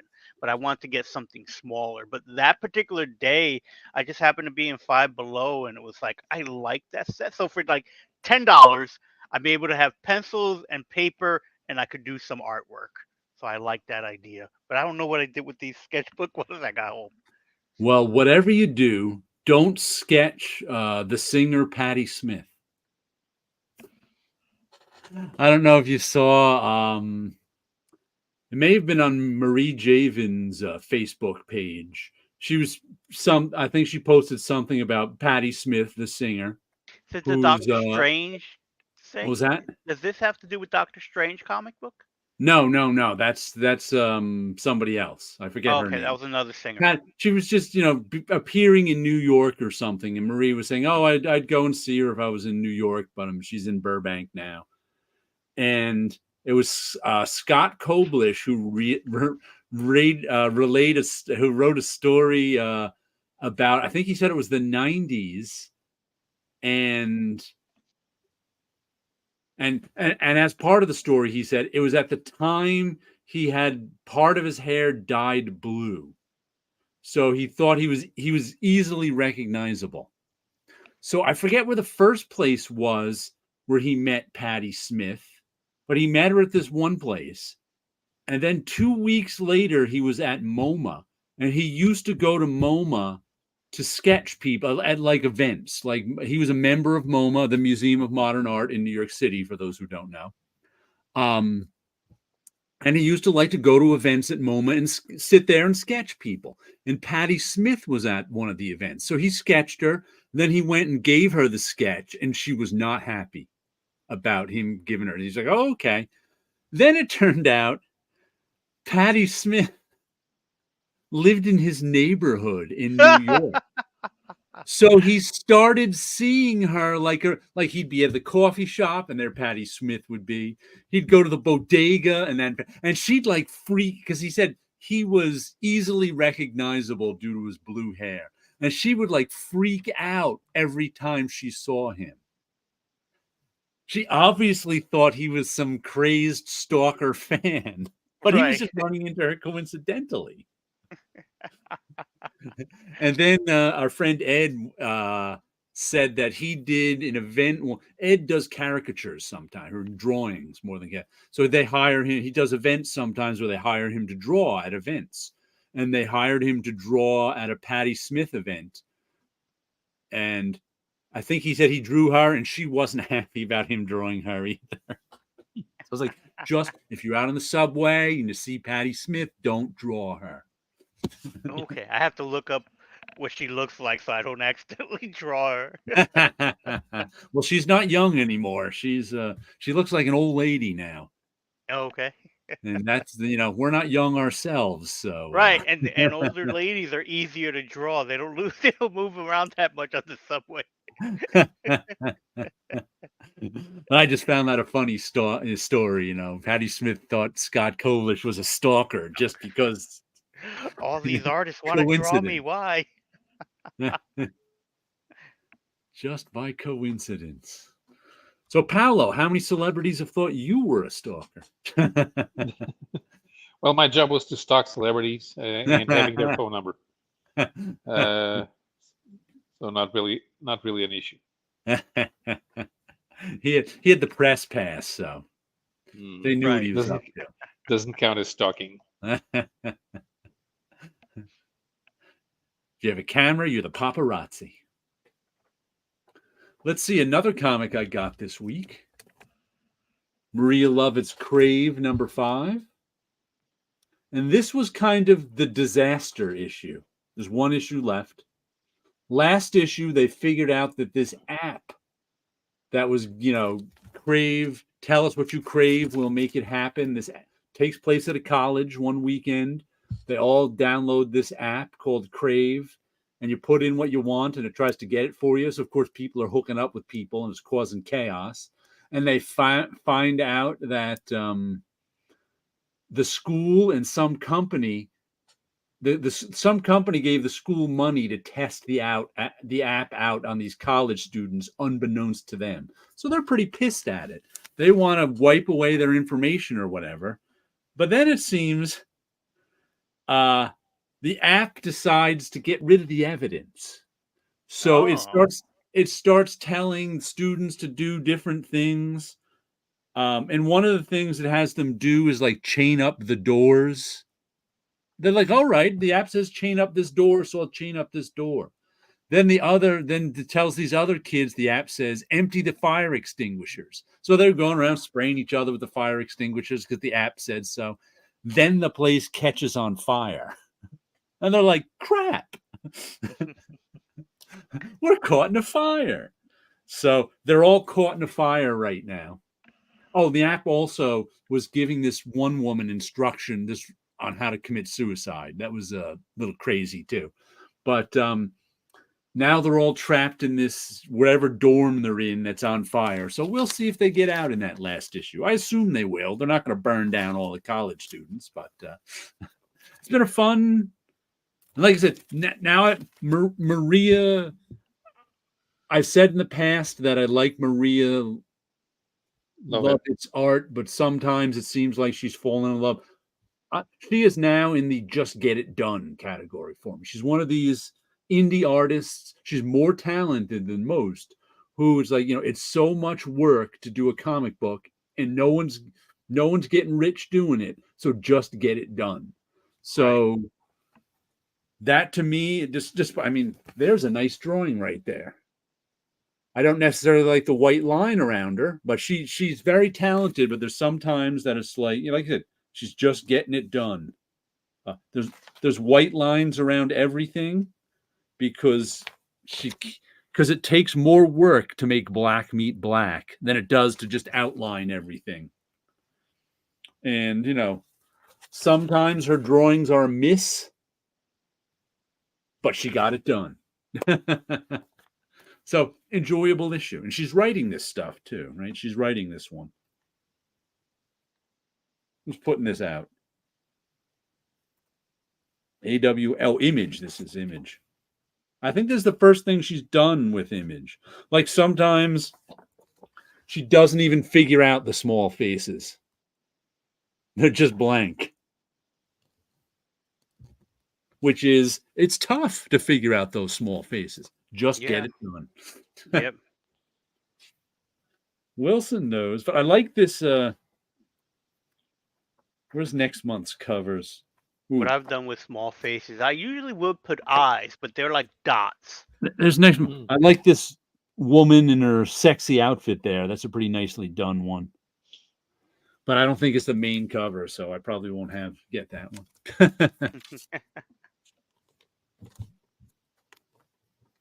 It's an alternate cover. I made a whole bunch of new Rip Reading slabs. Want to try one out? Sure. Yeah. Sounds Pick good. a decade.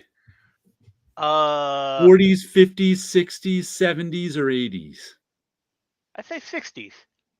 All right. Let me find a 60s one. Do I have it open? Let's go to 1966. The year I was born. Ooh, we've got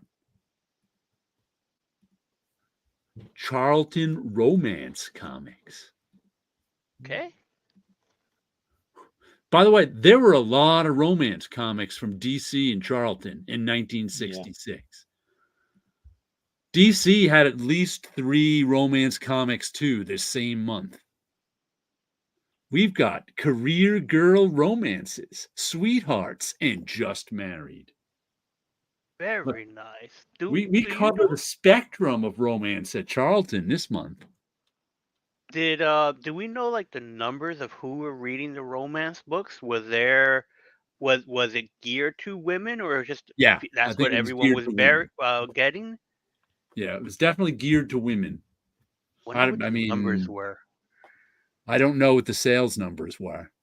But, Sweethearts is at number 90, Just Married at 50, and Girl Romances at 37. So they must have done pretty well for. Yeah, I think every company had romance books. Like the DC had at least 4 of them this same month. Marvel didn't anymore, but DC did. I'm going to. Do you want to have a career? Are you looking for a sweetheart? Or do you want to get married? Just married. I'm going to read Sweethearts. I want to find out if they really are the wildest. I'm going to rip Just Married. Not because they're getting married, but because that floating head with the page boy haircut. Ooh, wow. I didn't notice him. That is weird, man. Yeah. Yeah. And I'm going to slab Career Girl Romances because you know that in France, they would have to take out the girl and put a dolphin in there. It's the bikini cover. It's going to be worth the most. I myself want to read Career Girl Romance because they're underwater. Yeah. So it's like I want to know what's going on there because they're being filmed underwater. And that's a kissing art. Yeah. It's the Lover's Lagoon. I would slab Just Married. Mainly because I want to rip Sweethearts down the center and separate the two dancers. See that once you start seeing those things, you want Once to you rip see it, them you just kind a of want to certain do way. it. Although Unjust Married would work also because you split Yeah. it down, the kiss would Mhm. work. But I like the dancing sweet. I think they're dancing. Yeah. Sweethearts on there, and I would have the flamingos with that guy with the weird haircut, just hanging out behind them, like they're all watching. That guy and two flamingos are watching. Uh-huh. Yeah. And Let's as see. far What as a dolphin is concerned, gonna have to dolphin the swimsuit girl France makes us. yeah, I probably would. But if France doesn't make us dolphin the swimsuit woman, I would dolphin the guy, so she's kissing the dolphin instead. I think Or I'd she's dolphin the getting girl with the rescued. camera. So the dolphin is taking the movie. Ah, Or in Just Married, you can dolphin the groom. yeah. Oh, fishtiality. Mm-hmm. Let's see. Tit Goblin says, read Sweethearts, rip Married, slab girl, dolphin the camera. Oh, same thing. Portuguese tornado in the church.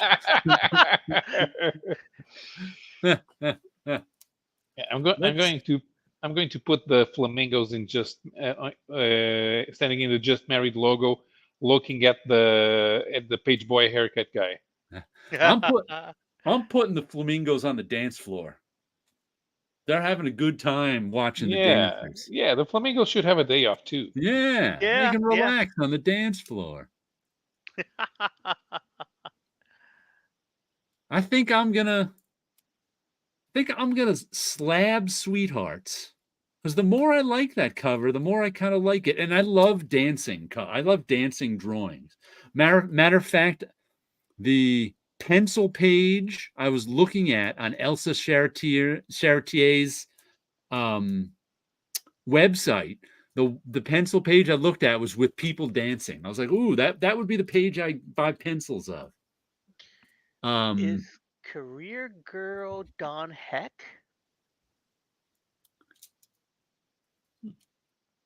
Good question. The art style seems familiar, but yeah, I would read Career Girl, slab Sweethearts, and I'd have to rip Just Married, and I'm gonna see if I can get it right on that kiss. Yep.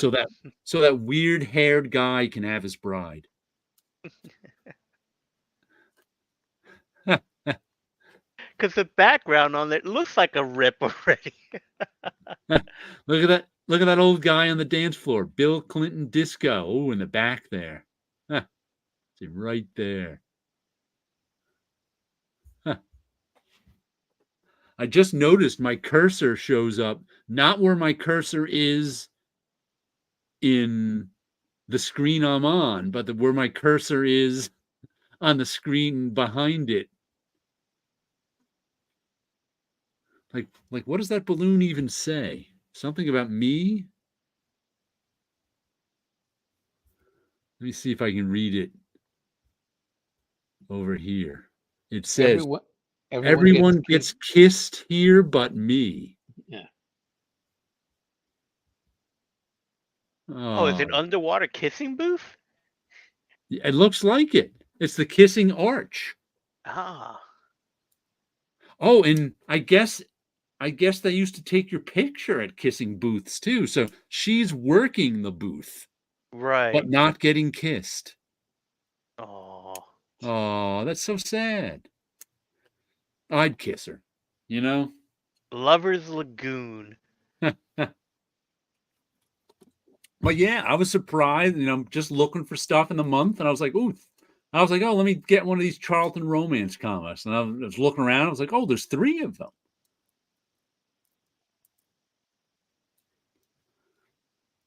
So who drew that Career Girls? That the Sweethearts looks like it might be Giordano, at least inking it. Grand Comics database is down. And Comics they've been database is down. and they've Let's been see. having a lot of that in the last 2 weeks. Sleepy says, read Career Girls, Slab just married, and Rip Sweethearts. Did Charlton continue romance comics longer than Marvel? Yeah, I think they did, because I didn't notice in October 66, I didn't notice any Marvel romance stuff. No, the last ones were in 63. Okay, and there was like tons of DC romance stuff. I could have done another one of these with 3 DC. I think there was 4 romance books. What would the career be for 1966 career girl? Underwater flight attendant? Mermaid secretary? Yeah. Bikini model. But Marvel had launched 2 new titles in 1969 for romance. Okay, that's when like Just Love and My Love and Our Love Story. My Love and Our Love Stories. Yeah, Romita and John Buscema stories in the first issues. I wonder how much Career Girl Romances 37 goes for on ourcomicshop.com. Because I think that's the one I'd buy out of these 3 for the cover.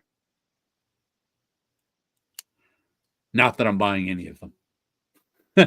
See, I have the Comic Book Plus says the cover is taken from an interior splash. Oh, wow. But I don't have a name popping up. Sleepy Reader says Steranko may have done one. I don't think Steranko worked for Charlton. Did he? No. I don't know. No. He worked for Harvey. Harvey. For Charlton. Yeah. There's a 3.5. There's a 3.5 Career Girl Romances number 37 on eBay for $90. Whoa. Yeah. Woo. That ain't cheap. But I guess if you collect bikini covers, that's a pretty good one. Because people do that. Those Archie bikini covers go for a decent amount. Those Archie bikini covers can go anywhere from like $15 to $50. From whatever year. That one with the flamingos that Tit Goblin sent me a picture of, I think that one goes for about $20, $25. For Marvel's Romance Comeback, yes, there was. That matter of fact, that story is in one of the Fireside books I have. Oh, yeah. There was one. Yeah. They reprinted it in the Captain America Special Edition with Steranko stories. Yes, that's where I have it. Here, let me run and get it just for that. Where that one is.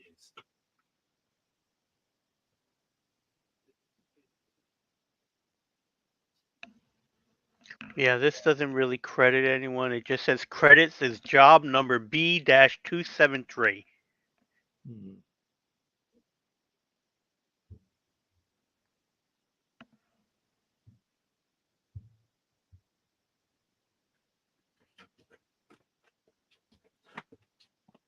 I'm wrong. I don't know where it is. I thought it was in with the rest of my Fireside books, but it seems to have disappeared. No, it's not in a Fireside book. It's in in one of the 80s Special Edition reprint titles, on the Captain America ones. I have it in.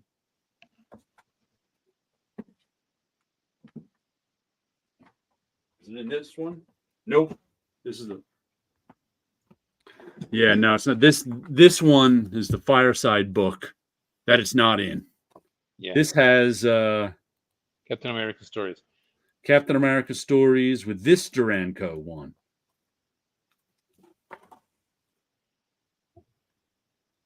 Okay, looks like Grand Comics Database is back. Yeah,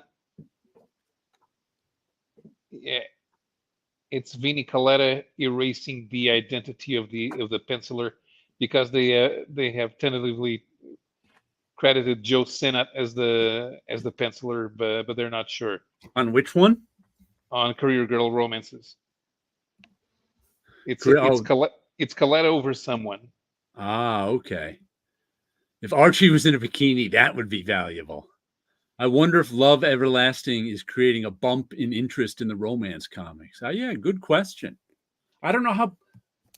I haven't seen anyone else on YouTube buying this, so I don't know how popular it is, but Tom King is certainly popular. So, who does it say did Sweethearts 90? Sweethearts 90. Is it Giordano? Giordano. Time. Tentatively Pat Masuli or Dick Giordano, but it's Giordano winking. Okay. Yeah, I thought it was at least his inks. The story. In the story, Vinnie Coletta is erasing the the art of somebody. If he didn't have to get it done overnight, he didn't erase it. So, maybe there was no erasing done in that. Who knows? Just married number 50. It's Vinnie Coletta also erasing the identity of the artist. Damn it, Vinny!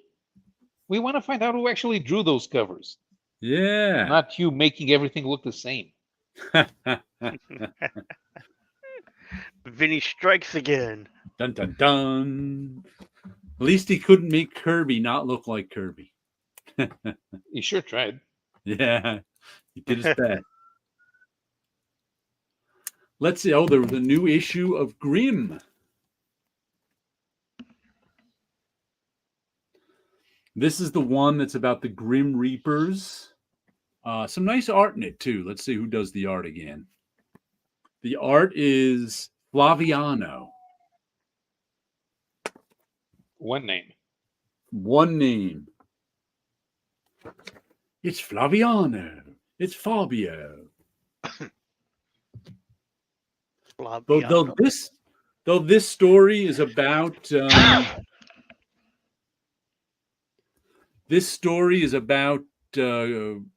Grim Reapers who, that's their job to collect people's souls after they die.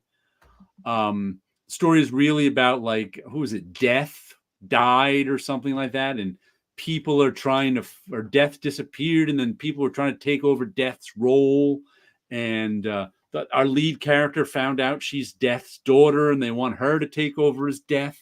And then the last story arc, her and her two Grim Reaper buddies were cast down into hell. So it was about them being in hell and trying to get out. And this issue was really a war comic because this one hasn't been out in a couple of months, so I've kind of lost the thread of the overall plot.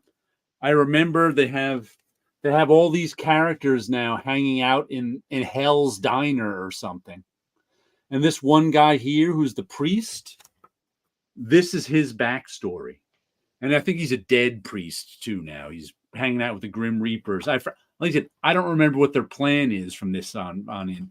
But this whole thing is his backstory, which is a war story. It takes place in Afghanistan in 2003. And it was a really good, well done, sad war story, I have to say. I liked it a lot. It was different than any other issue of Grimm, but I really liked it. If you want to read a good war story, read this. The origin of this priest in hell thing, sort of. A good sad war. I guess most realistic war stories are going to be sad. Right. And I don't want to give away what happens in it because I'd rather you read it if you were going to. But it was nicely done. Nicely done. When's the last war story you read, Paolo? The last war story... not sure. Yeah. Oh, The Lion and the Eagle. That's one of the last war stories I read. That's the one, must be a year or two now, that Aftershock put out in their graphic novel format. That it was Garth Ennis and, I forget who the artist was. That was one of the that took place. Where was it? The British in the Pacific Theater fighting the Japanese in Burma or wherever it was. That was probably one of the last war stories there. I wonder if is Aftershock still around? Yes.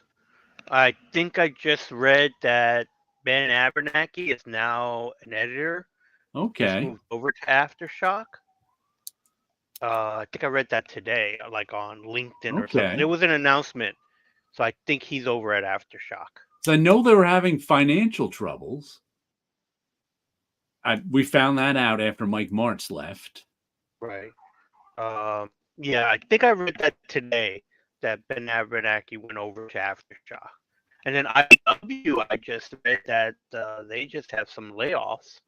Well, what's his name? The Scott Dunbar yeah, left. left. And then right after that, there was the announcement of, I think, 6 people laid off. Yeah. Do you recommend Grimm in trades? Yeah, I'm sure it's fine in trades. I mean, I like it. I give it a try. The art's nice. The story is pretty good. That was a particularly good issue. Aftershock is still in the new previews. Okay. Yeah. Don't see Aftershock in my shops. Me either.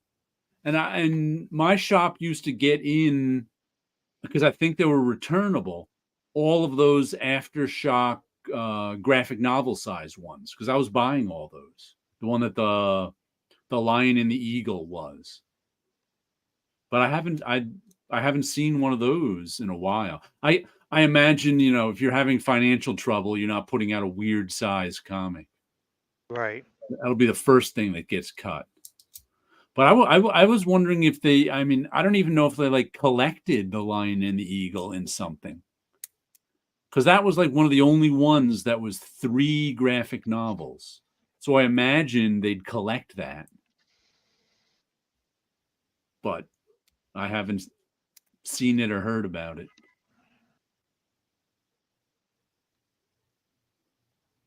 And what was funny was I just saw, I don't remember whose video it was, but someone was just showing a bunch of stuff they picked out of the dollar bin. And a bunch of them were Aftershock comics. I'm like, oh, I completely forgot. There was a lot of, Aftershock put out a lot of comics.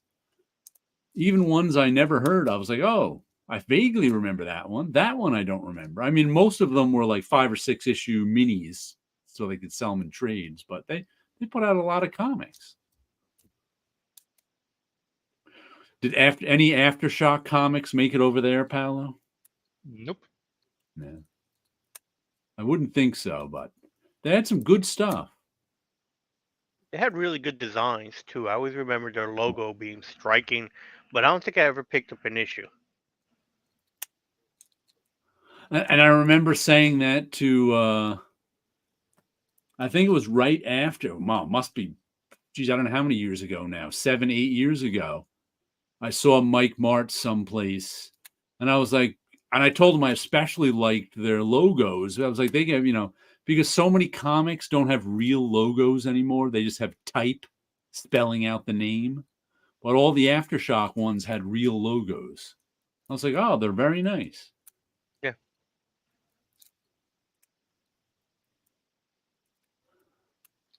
Very. Oh, yawn.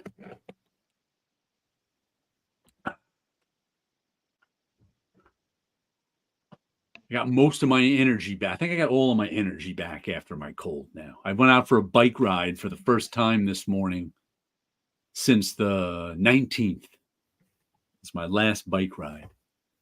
So that means my cold is officially gone.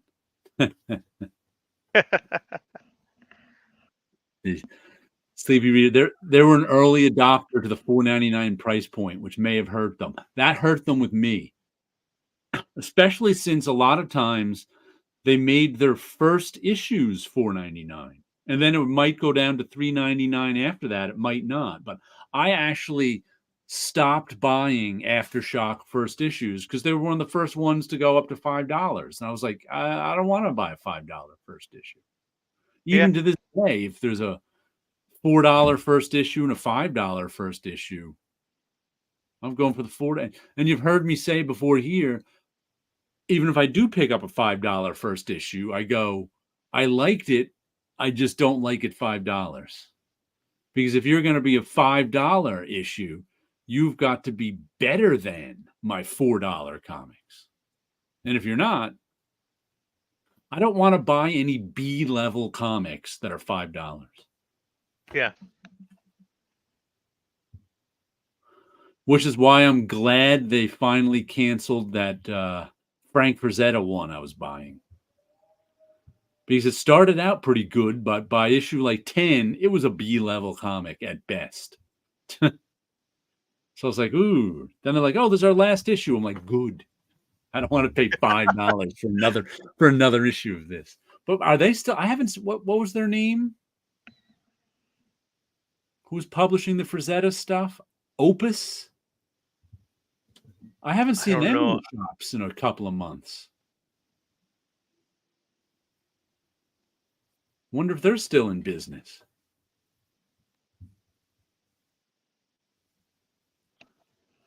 Opus, yeah, that was their name. They may have had some name, Opus Publishing or something like that. Mm-hmm. Let's see, what else did I get this week? Here is one that I didn't put on my pull list after the first issue, but then this cover made me go, all right, I'll get it, which is Torpedo 1972. Edward Rizzo art. And I liked that. That cover was very striking on the stands. Yeah. So, shoot if you dare. So I got to say, I liked this second issue better than the first. There's at least one more issue in this story about Torpedo going after these gangsters and journalists.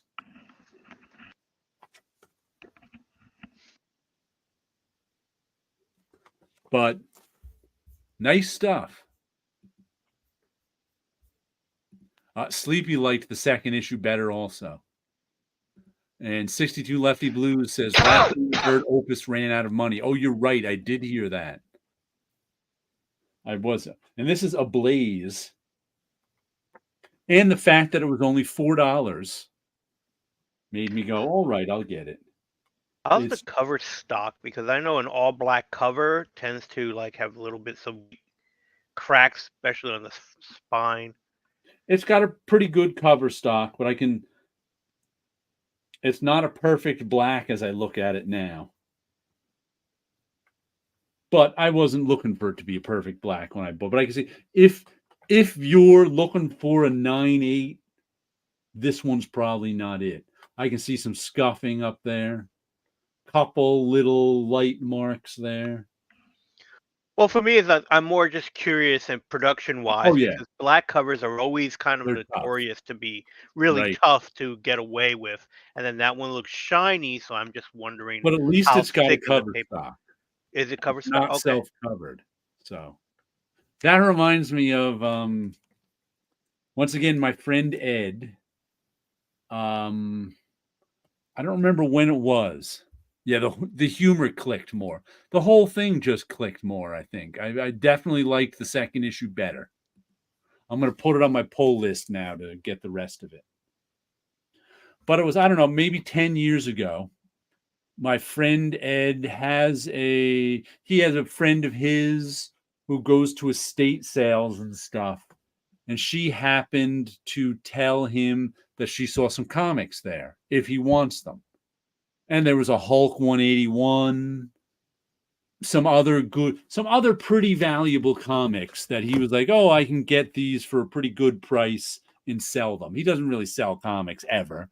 But he was like, you know, he's one opportunity. He was like, so he got the comics, and he also had them CGC'd because, to make more money. First time he ever did that, he signed up for CGC and sent them out.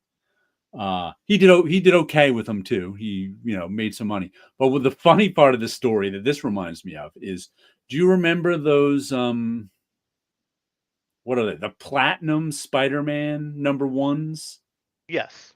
Those are the really rare ones. They gave out to everybody at Marvel. They didn't give one out to me. At the time. And they were going for a couple $100 at the time. Like, all the smart people immediately went to Jim Hanley's and handed them over for credit at Hanley's and got like $100 in credit for them.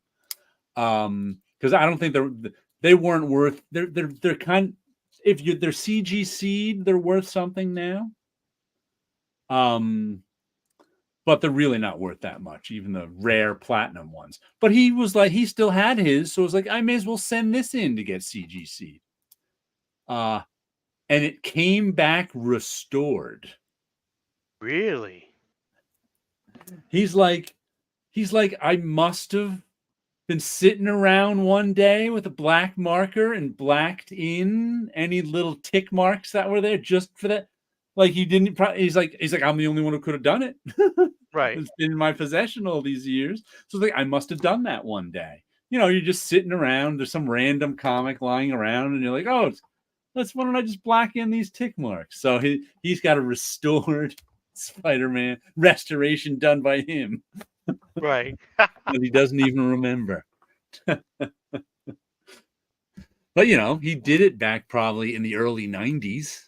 Right. When no one would even thought of that. There was no CGC yet. By the way, I just found out, I didn't know this, that CGC's original labels were red. So there's some people who have like original red label CGCs, and they're like, ooh, this is even more of a collector's item. And this is back when they graded really, really hard. Right. I just found that fun. I just never heard that before. And I've seen a lot of stuff on YouTube about CGCs. How many CGC books do you own, Paolo? Do they have a lot of CGC books in Europe? I'm sure there are a few, but it's not as common as over here. No. Also, you can't slab European comics because they don't have the right size. Right. You can't slab foreign editions of American comics. Unless you go for a 100-page one, that probably won't fit. But but most of them will. CGC. Do you own any slabs, Wilson? I own 2. Right. I vaguely remember you mentioning you had a couple that someone. I have 2. I believe they're both Spider-Man books. I bought one just to be like, oh, let me get a slab book, and another one was a gift from a friend of mine who just happened to be. He was on some auction site that he was getting something for himself. Mm-hmm. He saw the Spider-Man book, and it's like, Wilson will probably like that because it didn't cost all that much, Right. and I think it was like, I don't know if it was like Spider-Man Index or Spider-Man. I used to keep them right behind me, but I don't see the. I see one of them. Let me go grab it. I don't know which one it is, but I see one of them. I've been seeing ads on Facebook too for, you buy mystery slabs. Yeah. And I'm like, clearly these are all the books they can't sell for anything. Exactly. Anytime you see mystery, you know that if it's mystery or if it's hidden boxed. Yeah. It's like $100 for a mystery slab. I'm like, no thanks. I don't need a 9.8 of some random issue of the Avengers that came out last year. Exactly. Like anything that's slab that's a book from the last 5 years doesn't make any sense to me to slab it. So this is a 9.6 Spider-Man Saga. So this was printed in 91. That's a Steve Spider-Man. Lido cover, I believe. Okay. If I Spider- pronounce his last name right. Is that done in like the same style as the Elektra saga? Where they just take clips from, they just clip out art from previous book issues and tell you Yeah, what because it's happened? like beginning a 4-issue pictorial history Yes. of the Yeah, world's greatest non-mutant superhero. So I believe this is like all those other sagas, or like the right. history of the Marvel universe. I think was one of them. That's right. And then it's a double cover. I like the McFarlane Spider-Man in the corner. Okay. Because I believe that is a McFarlane Spidey. And it's an issue number 1. So it's at 9.6. And he just thought, hey, Wilson would probably like that. And I don't recall what the other one that I have, but it was like one of those, let me just pick up. I think I didn't spend more than $25 on it. And for me, it was like, oh, it was something I saw on eBay. I picked it up just to go, let me see what it would be like to have a slabbed issue. Right. And I was like, yeah, it's neat. It's something that looks cool when it's displayed. But again, it's one of those things where it's like, it's neat. But can't read it.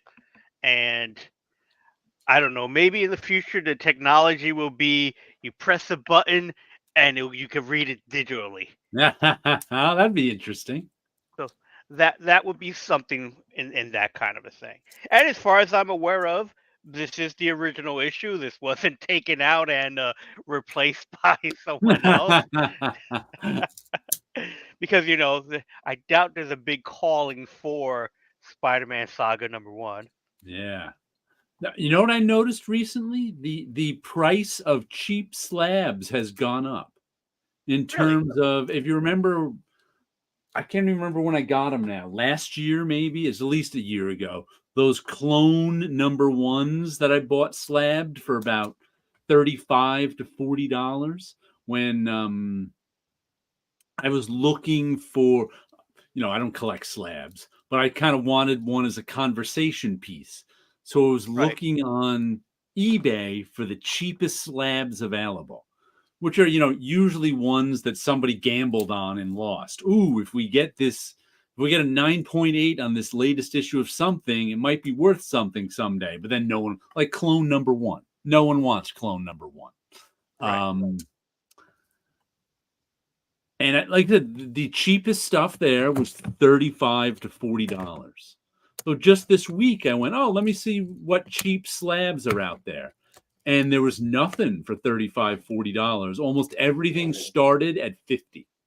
And I was like, oh, I guess the price on cheap slabs went up. Yeah, because it costs you $25 just to do the slab in itself. Yeah. Whoever's selling those books for $35, $40 is just looking to get rid of them. They're looking to get some of their money back. I still hate the idea of slabbed books other than true antiques. I'm okay with them. I mean, when they first came out, we were calling them coffin comics. I mean, if you're slabbing a book that came out last week, I don't care because I got it last week. Those books are easy to get. If I was in the market for a non-slabbed book from 1962, I might be annoyed because all those books are slabbed. But it actually annoys me less slab. It doesn't annoy me slabbing them at all. I'm just like, it's not like I'm buying expensive books. Maybe the mystery box fodder is in a shortage. Yeah. Like I said, those ads just seem to pop up recently on my feed. And I clicked on them and the ad led nowhere. I was like, oh, well, that's not good. Their ad isn't linked to anything. I like the presentation. I like the look of it. I like when they stack together. It is nice. There is something attracting to it, but It again, that is it. I like that you yeah. can hang them up, and that's neat. But again, without having access to the book itself to read it, it's just a piece of art Right.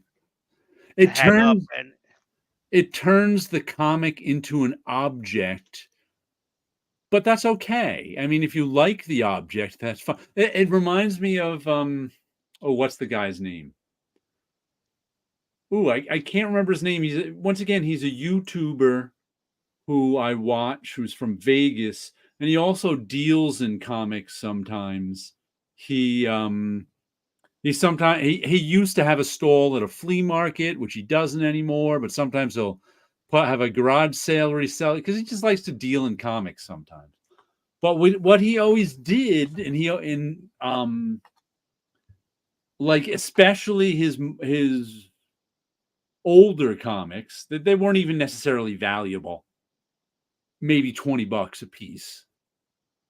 But he'd put them in Mylar, and he'd put 2 backing boards in the Mylar. And he's like, I just like the feel of the comic with 2 backing boards in it. It makes it feel more substantial. And I think that's what this looking at it in the slab does too. As an object, it makes it feel more substantial. I I can mean, see that. what do people do when they want to devalue comics? They call them floppies, Mhm. which makes them less substantial.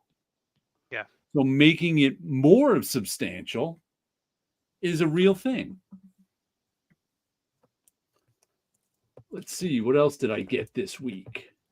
I I think think I showed. I hate comics being called floppies than I do them being slab. Yes, because once again, floppies makes them seem less substantial. Because nobody calls them floppies who actually likes individual comic books. It's people who don't like individual comic books who call them floppies. Right. And they never call Hulk 181 a floppy No. because it's too I can substantial. I can start calling Hulk 81 a floppy right now. There you go. See, don't Paolo finding ways to annoy. All yeah, right. don't Yes. like it. I even wrote when I was doing a web comic for a while called the 8 Spot, and it was about me and my friends making comics. And I Mhm. had drawn a strip of having a rant about the Ah, name of comic books. This is a graphic novel, this is a graphic album, this is a comic book. right. None of these are floppies. If someone walks up to me at a convention and tells me to sign their floppy, I'm going to smack them. It's like, no, a floppy is a disk you put into a computer. Not anymore. Yeah, and it's like it's a term that's not even we don't use Mm. that technology anymore. Yeah, Yeah, you know I'm that even this is now considered old technology. yeah. Matter of fact, what did I just get? Oh, I just got a wildlife camera Oh, just to put technology. in my backyard to see what wildlife comes into my backyard. So far, it captures moving trees and the sunrise. But I've had it all set up for weeks and I've caught like virtually, even though there's like deer going even in and out of my backyard all the time, it doesn't seem to like taking pictures of the deer. But anyway, I was finally folding up the little box it came in to recycle it. And it of course had cables in there, but it also had a thumb drive in there. And I'm like, what's on this thumb drive?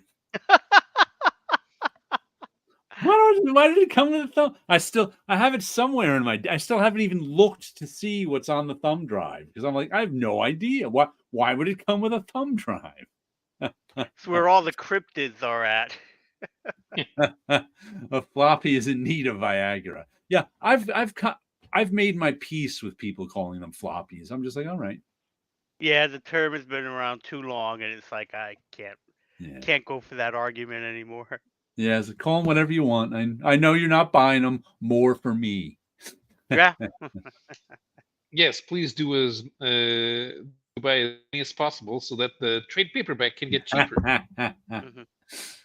Let's see. Speaking of trade paperbacks coming out soon, I picked up Beneath the Trees Where Nobody Sees, issue 3, second printing. And Beneath the Trees Where Nobody Sees, issue 2, third printing. Damn, Wow. that's going places.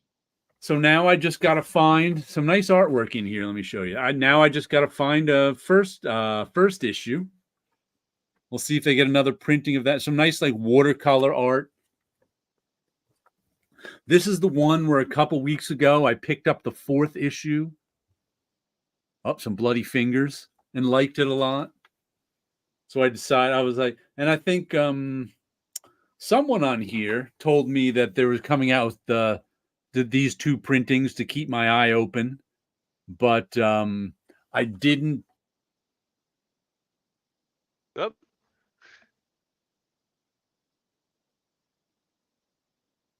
It's Paulo. Picked me right out. But I didn't have time to, there wasn't time to pre-order these, but luckily there was a couple of shelf copies this week. So I saw them, I was like, all right, I'm getting them. See, this actually made me before I bought Britannia for $13, it for a moment it made me regret, because I picked these 3 up off the shelf, which is an extra $12 to my. I think my bill was $41 this week when I was expecting it to be 28 or 30. But I was like, ooh, I really hope I like that Britannia, because my bill went up. because I wanted the, Beneath the Trees and Torpedo pulled off the shelf. Because I try to keep it around $30 a week. But I've got the money right now, so I'm okay anyway. But it's funny. I get to read the number 4 that I read first was kind of like a the beginning of the second act, where a lot was revealed. So I got to go back and read the build up to it. Nice. Good stuff. Oh, live caption turned itself back on. Got to turn that off. Wherever that comes from. I wonder if it's built into the Mac OS. You know what we need? We need some balloons. All right. Another Reed Ripper slab. Pick a decade. 70s. The 70s. Let's see what we got. We're going to April 1974 Marvel. I was 3 years old. This was just a little bit before my time.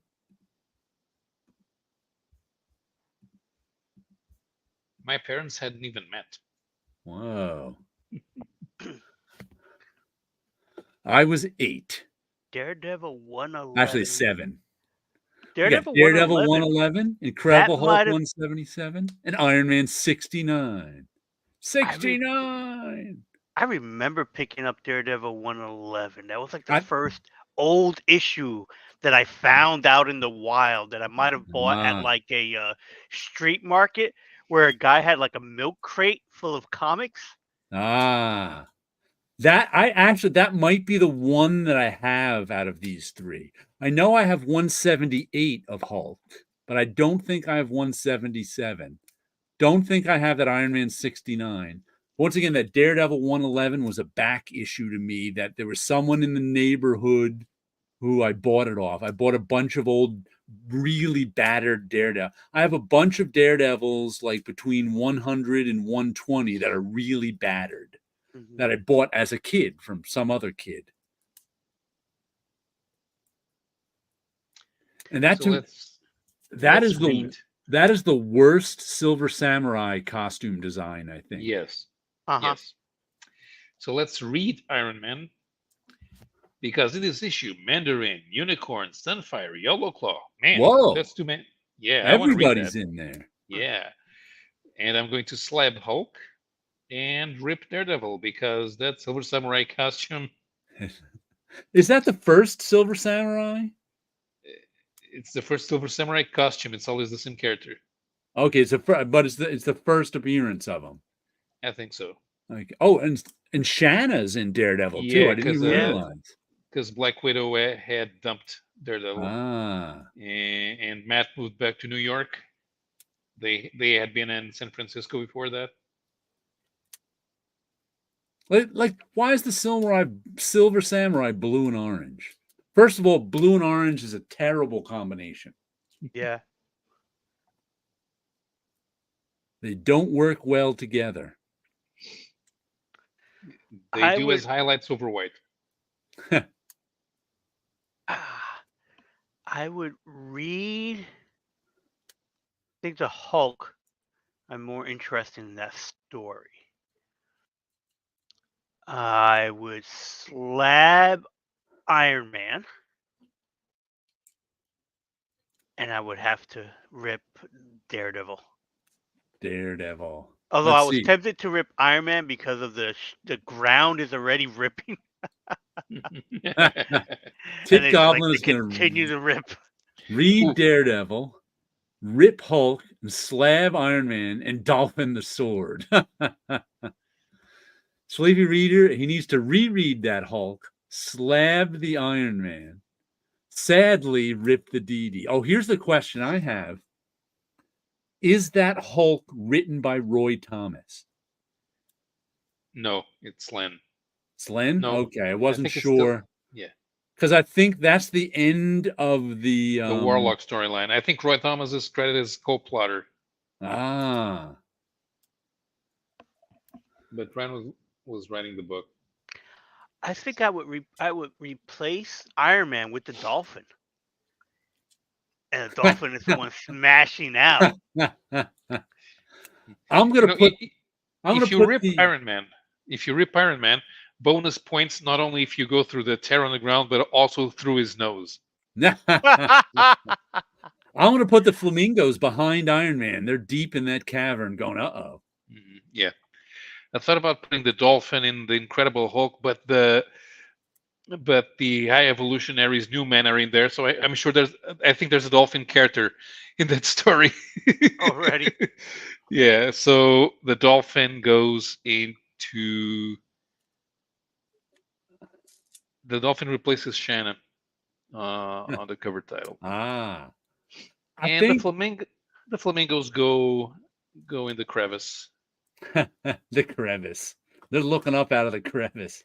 Yeah. I was thinking of putting the flamingos on the Iron Man logo. Watching I've got him. everything as it We're all happens. putting him on. I got him behind Iron Man, between Right. his legs on the horizon there. I think to express my displeasure with Roy Thomas, I'm going to rip the Hulk,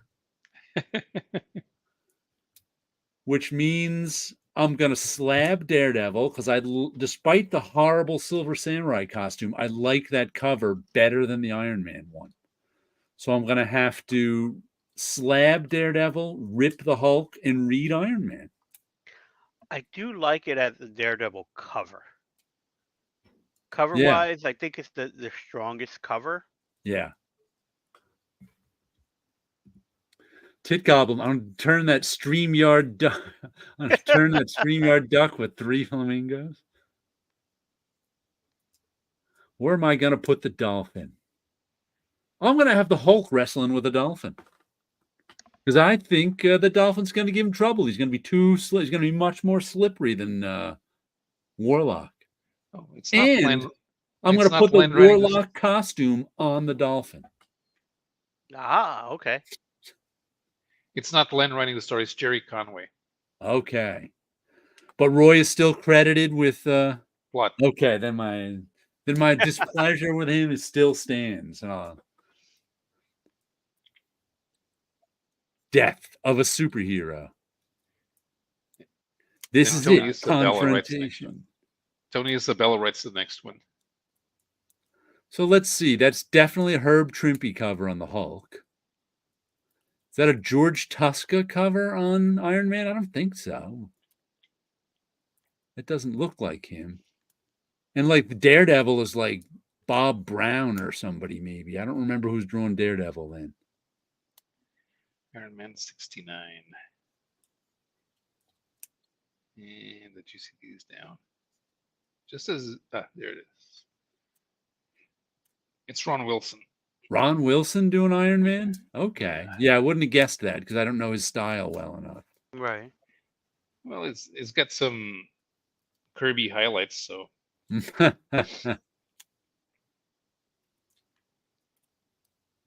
It wasn't well. I don't think it's as well drawn as Tuska would have done. Yep. Sleepy Reader says, I'd guess Ron Wilson on that Iron Man cover. He got it. oh, it also says it's Ron Wilson on the Daredevil cover. Oh, okay. Much better, Ron Wilson. But like it's that. the inker's different. Ah, okay. Right. It says Esposito in Iron Man and Frank Giacoya in Okay. Daredevil.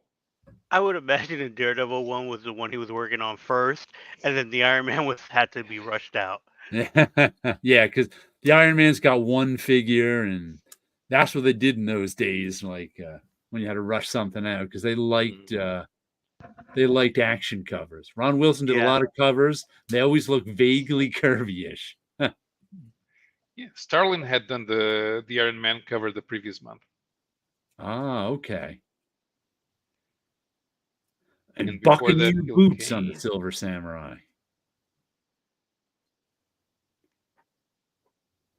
Mile High Mayhem. I wonder why they're fighting. I wonder if they're hanging from a blimp. It looks like a blimp. I would imagine so because of the rope. Because of the rope, you got the Empire State Building right there.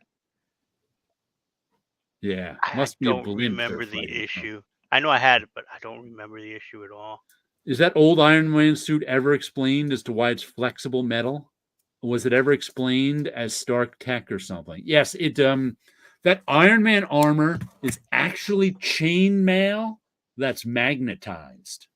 Mm-hmm. So like the gloves and the chest plate are like plate metal, but then chainmail comes up and magnetically attaches to the top of the arm. And then it becomes like magnetized kind of. So it's chainmail, but it's solid somehow. Right. Same with the legs. The boots are solid metal, but then the chainmail comes up out of the boots and connects to the shorts. Well, yeah, it there came are out some of the material, gloves and it came out of the boots, if I remember correctly. but there are some materials that if you give them an electrical charge, they harden like that. Yeah, that's what it was supposed to be. Yeah, but they're not flexible anymore. Yeah, because they're real materials, not this one. It never, ever, ever looked like chainmail, but that's what it was supposed to. And his mask, I believe, used to also flatten. Well, no, his mask would fold up. He'd swing that up, kind of. So the mask it did flatten until the next one. After this one, I think it's still everything flattens, and then it's when Leighton comes along, everything looks more metallic, even when it's even when it's inside the briefcase. Right, Leighton was the one who put a shine on Iron Man. I hope Iron Man has good air conditioning inside his armor. Yeah, he said he did. I do remember that being one of the things that he would be cooled. and good underwear. Hope you had some good underwear in there. Well, yeah, this is. I had. I don't think. No, I don't. I'm trying to remember if I've ever read those two issues. I don't think so. I know nothing about Iron Man. No one gave a shit about him in the '90s, kid-wise. Oh yeah. Iron Man. But he had a cartoon show and he had some great toys that easily lost to pieces too. My era of Iron Man coincided with the Michelini, Bob Layton, J.R. Jr. era. So he was one of my favorites because that was a good era for Iron Man. Right. That was one of the only times I liked Iron Man versus Chafing, the Sleepy Reader. That was one of the only times there was some fill-in issue that Carmen Infantino did. I don't know, around 116, 170, but Bob Layton inked them. And that was one of the only times I liked Carmen Infantino's art, with Bob Layton making him look very shiny and solid. And Herb Trimpe, to me, being that my Hulk period coincided with Sal Buscema taking over, Herb Trimpe was always like the old Hulk artist to me. If I saw Herb, I was like, "Oh, there's the old Hulk artist. There's the old Hulk." So it was like that, Sal Buscema was my Hulk, and Herb Trimpe was the old Hulk. Mm-hmm. Dun, dun, dun. Yeah, I love those 70s Marvel. I was just saying, talking with Sleepy Reader, I was complaining about, I am not a 70s DC fan at all. But there are 70s, to me, 70s DC is just like, ugh. But of course, there are 70s DC fans out there. And, I heard from some of them, like Sleepy and one other guy, when I did the video showing off that Neil Adams Batman, which I love the art in, but I hate what I don't like in it is Gil Kane was my old Hulk. There we go. That was the really old stuff. That was the stuff I only read in the Fireside books, the Ditko, Gil Kane, Kirby Hulk. But I probably discovered them after the Trimpe Hulk, because there were still Trimpe issues around I could kind of find when I first started my Sal Buscema Hulk. But it's like in that Batman story, I can still remember it drove me crazy as a kid, and it still does. If Batman's not in Gotham City, he doesn't work for me. So like the pages of like shirtless Batman fighting Ra's al Ghul in the desert, to me, are just like, it just ruins the reality for me. Shirtless Batman kissing Talia al Ghul, to me, is just like, well, that's just so. With shirtless Batman with his mask on, I should say, too. Right. Like, it's just like everybody else in the story, that because it takes place in the desert and the mountains, is in just normal clothes. And Batman's in this crazy costume. And it's like, which one of these guys doesn't fit in? So that's what always drove me crazy about 70s Batman. He'd end up like in the desert, shirtless with his mask on. It's like, what's the point? What's the point of Batman running around in the real world? He just looks like a crazy person.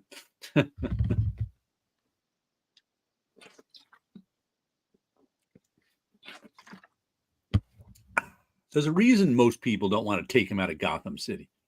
There's a reason. What was that? What was that Grant Morrison Batman series that was so funny? Batman International or something like that? Batman Incorporated? Yeah. Did you ever read any of that? I never did. I have one trade of Batman Inc. It's kind of hysterical. I read some of it. I remember the first issue I picked up, first issue of it I picked up just for the cover. It was like issue 6 or something. Was Batman on the Bat Cycle racing a guy riding a buffalo or a bison, and it was just this. I'm just like, what? I have to get this cover. It's so nuts. Then I read it because I'd heard about Batman International, and I read it. I was like, nobody told me how funny this book was. I don't think people were getting how funny it was. I don't know if it was just me but I think Grant Morrison was being funny on purpose. But I found it hysterical and liked it. Batman in the real world is like Jared in his painted coat. I love the Batman of the Stone Age. Oh, I forgot about him. I was just finishing up one sleeve on my new short painted coat. The spring.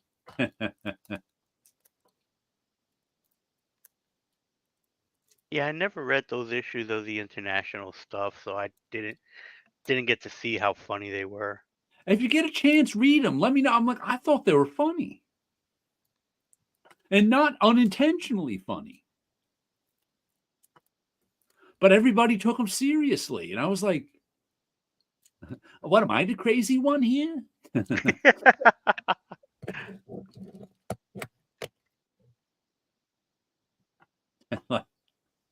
Oh, speaking of Batman, I read something on Facebook is that they're trying to get a Batman editor and they can't find someone to fill that spot. Whoa. Yeah, it was just a wild little story to read. It was like, who is the next Batman editor? And it's like, okay. And it's like, How should can be, people fight for that spot? How could yeah. they not find some? I think they're making that up.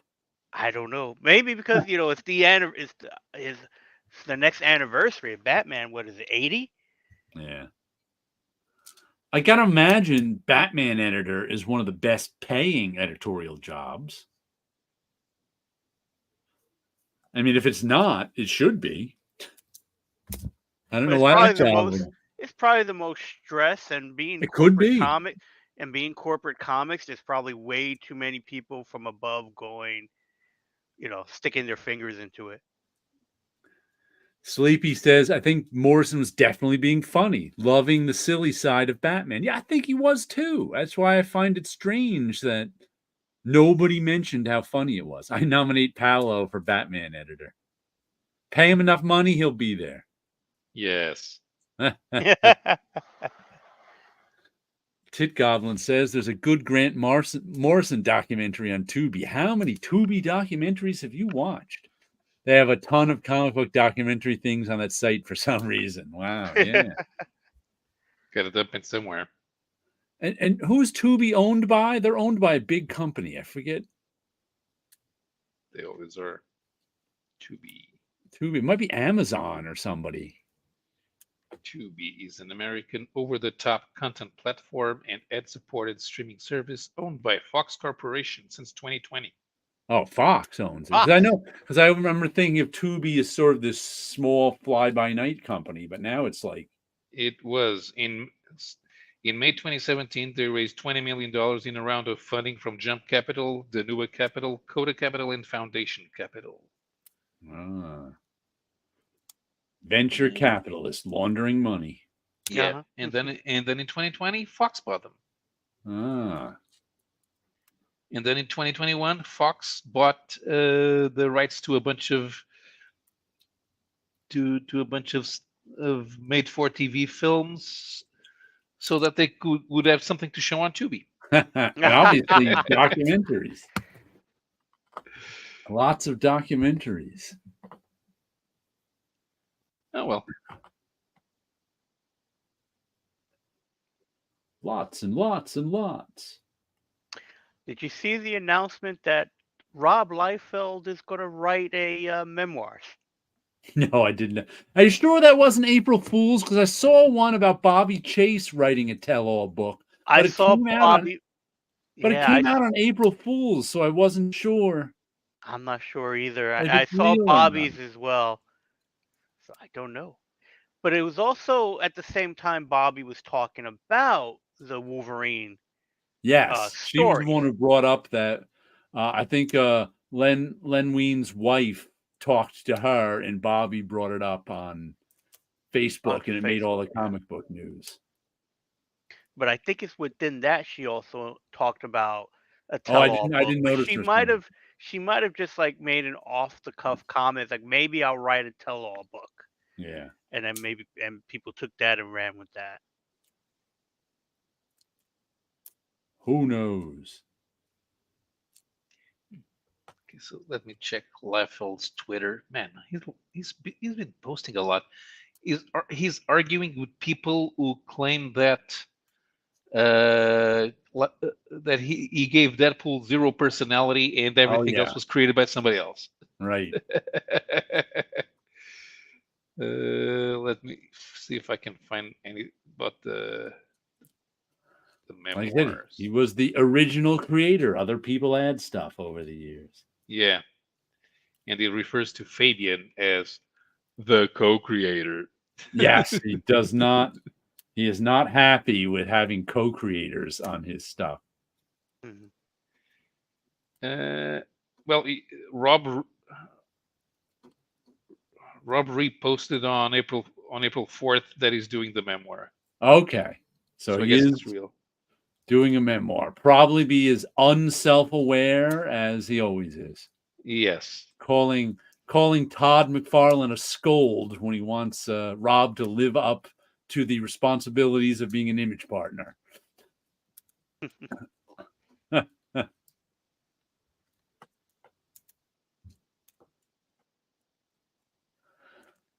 I don't know. Would I read what Rob Liefeld's memoir?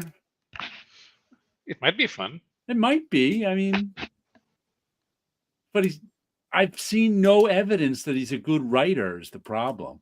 But just because he's not a good writer of comics doesn't mean he's not a good writer of memoirs. Yep. And I like him on Twitter. In this type of books, it doesn't matter how much of a writer of comics you think you are. Somebody's going to be polishing that book. That could be it too. He could have he could be working with an actual writer. I would hope so. Mm-hmm. So so it might be an entertaining read. Yeah.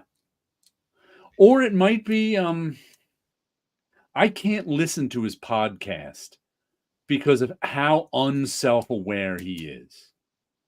It just I like him on Twitter because I can ignore him or not. But listening to his podcast, which I only listened to an episode or two of, he just gets me arguing with him due to his lack of self-awareness. I'm like, don't you see? So he gets me talking back to the podcast too much for me to enjoy it. So even if he isn't a good writer, his take on comic industry events could be interesting. Yeah, you're right. It could be. Yeah, it might be interesting. I'm all for the background stuff, what was going on. But the problem is he's so unself-aware that he's such an unreliable narrator. Right. That makes it tough to take what he says seriously sometimes. Like I said, when calling Todd McFarlane a scold to me was just like, you don't see how you're the villain of this piece, this story? You're trying to make Todd the villain, but he's not. But, his lack of self-awareness made him not see that he was the villain of that particular anecdote he was telling. But I guess it could be entertaining in that way. Sort of like the way, Roy Thomas's editorial was entertaining. But could I read an entire book that was like Roy Thomas's 4-page editorial? I don't know. His Neil Adams editorial, which was just... Ooh. So I don't know if I can read a whole book like that, but maybe I could. I encourage him to write it either way. Yeah. Whether I like it or not, I encourage him to write it. Because why not? He's He's an elder statesman of comics these days. He's not quite Larry Hama, living legend, but he'll get there. Right. I like that. That was one of Larry Hama's comments. I went from has been, couldn't get work to living legend in a few years. All right. Well, we should wrap it up for the week. So let's all say good night. Have a And great weekend. Have a great. Once again, my final thought is Ed Piskor made the wrong choice. Don't do that, people. He made the wrong choice. Okay. Everyone have a good week out there. Oh, let's get some confetti and some dramatic rain. No. Oh, it gives a thumbs down now, but I'm Thumbs giving down. 2 thumbs down. I want my rain and lightning. Let's see. Do I have to get it like this?